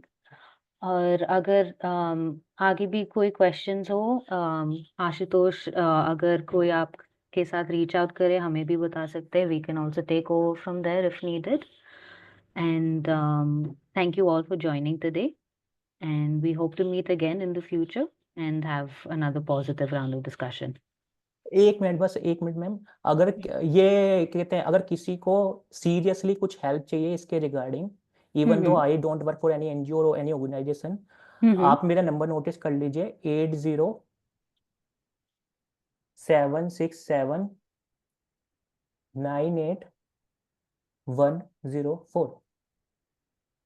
मैं रिपीट कर रहा हूँ 80776798 104। मैं अपनी इंडिविजुअल लेवल पे मैं जितना कर सकता हूँ, और एक मतलब ये भी अच्छी बात है अशोका यूनिवर्सिटी भी सपोर्ट कर रही है, तो बहुत इससे अच्छे आउटकम आएंगे। और ये पता है मैम, ये नई स्क्राइब गाइडलाइन बनने वाली है, और ये जो रिकॉर्डिंग है ना, मैंने डिप्टी सेक्रेटरी सर और डिप्टी सीसीपीडी सर और सेक्रेटरी सर, जो भी सीसीपीडी सर है, दोनों को ही भेजी है। तो लाइक वो भी इंटरेस्टेड है इन चीज़ों को सुनने में और इन चीज़ों को आगे बढ़ाने में। मतलब गवर्नमेंट कंस्ट्रक्टिव क्रिटिसिज्म को प्रमोट करती है। दानिश महाजन सर काफ़ी कंस्ट्रक्टिव क्रिटिसिज्म करते हैं, इसके बावजूद भी उनको नेशनल अवार्ड मिला। ऐसा नहीं है कि हम गवर्नमेंट का कंस्ट्रक्टिव क्रिटिसिज्म करेंगे तो गवर्नमेंट हमें सपोर्ट नहीं करेगी, ऐसा कुछ नहीं है। बस वो थोड़ा सा माइंडसेट एनजीओ का या इंडिविजुअल का ऐसा बन चुका है कि हम कंस्ट्रक्टिव क्रिटिसिज्म कर ही नहीं सकते कि गवर्नमेंट पीछे पड़ जाएगी। ऐसा कुछ नहीं है। अगर कंस्ट्रक्टिव क्रिटिसिज्म और क्रिटिसिज्म में फर्क है कि बस आप क्रिटिसाइज कर रहे जा रहे हो बिना फालतू के, उसमें तो वो फर्क है ना। उसमें सरकार या कोई इंडिविजुअल भी नहीं सुनने का, कोई ऑर्गेनाइजेशन भी नहीं सुनने की। पर कंस्ट्रक्टिव क्रिटिसिज्म के मुद्दे पे तो वो सरकार सुनती है, सरकार काम भी करती है। बस ये है, टाइम बहुत ज़्यादा लगता है, एफर्ट्स लगते हैं, इसमें डाउट नहीं है। इंडिविजुअल को ज़्यादा एफर्ट्स लगाने पड़ते हैं, ऑर्गेनाइजेशन कोई एनजीओ है उसके लिए बहुत कम एफर्ट्स लगते हैं, क्योंकि उनके पास सेक्रेटरी सर और ये इन लोगों के साथ मीटिंग का बहुत ज़्यादा अपॉर्चुनिटी होती है, इनको हैंड इन हैंड लिया जाता है, ये जबकि इंडिविजुअल को नहीं लिया जाता। अब वो बस ये है, मैं थोड़ा पावरफुल बन चुका हूँ, थोड़ा सा इक्का दुक्का कॉन्टैक्ट मिल चुके हैं मुझे, इसी वजह से टीडी धाली आल सर भी आ गए रिक्वेस्ट पर, और रेडियो उड़ान के दानिश महाजन सर भी आए, ये बहुत बड़ी बात है। ये मेरी पावर की वजह से नहीं आए, मेरी रिक्वेस्ट पे आए, और उन्होंने मतलब ये बहुत प्रशंसा के पात्र हैं, बहुत प्रेज करना लायक हैं कि दानिश महाजन सर ने इतना पेशेंसली सुना और जवाब भी दिया, और टीडी धालियाल सर ने भी, और नेहा मैम, और जो अशोका यूनिवर्सिटी के दूसरे टीचर्स हैं उनको भी बहुत प्रशंसा के पात्र हैं कि मैं इवन 2 बार पहले तारीफ कर चुका हूँ, पर जहाँ बनती है तो वहाँ पे तारीफ भी करनी चाहिए, क्योंकि तारीफ भी देनी चाहिए, कि सिर्फ ये बहुत अच्छी बात है कि आपने इतना ओपन प्लेटफॉर्म रखा है। Thank you Ashutosh, thank you. And हम एक बार होम यासर को भी थैंक यू बोलना चाहते हैं, he is not here though, but thank you to book share also and होम यासर, and thank you Ashutosh, and thank you all participants for joining today. Sorry, हाँ, होमिया सर का भी धन्यवाद, और संजय कुमावत सर का भी, कि वो क्या कहते हैं, मैंने रिक्वेस्ट करी थी उनसे कि इस तरह का वेबिनार होना चाहिए, तो फिर वो मतलब एग्री हो गए थे और ये चीज़ें आगे बढ़ी। Yes, okay, thank you. Hope you all have a lovely Sunday afternoon, और हम फिर से मिलेंगे एक बार। Okay, thank bye you. Everyone.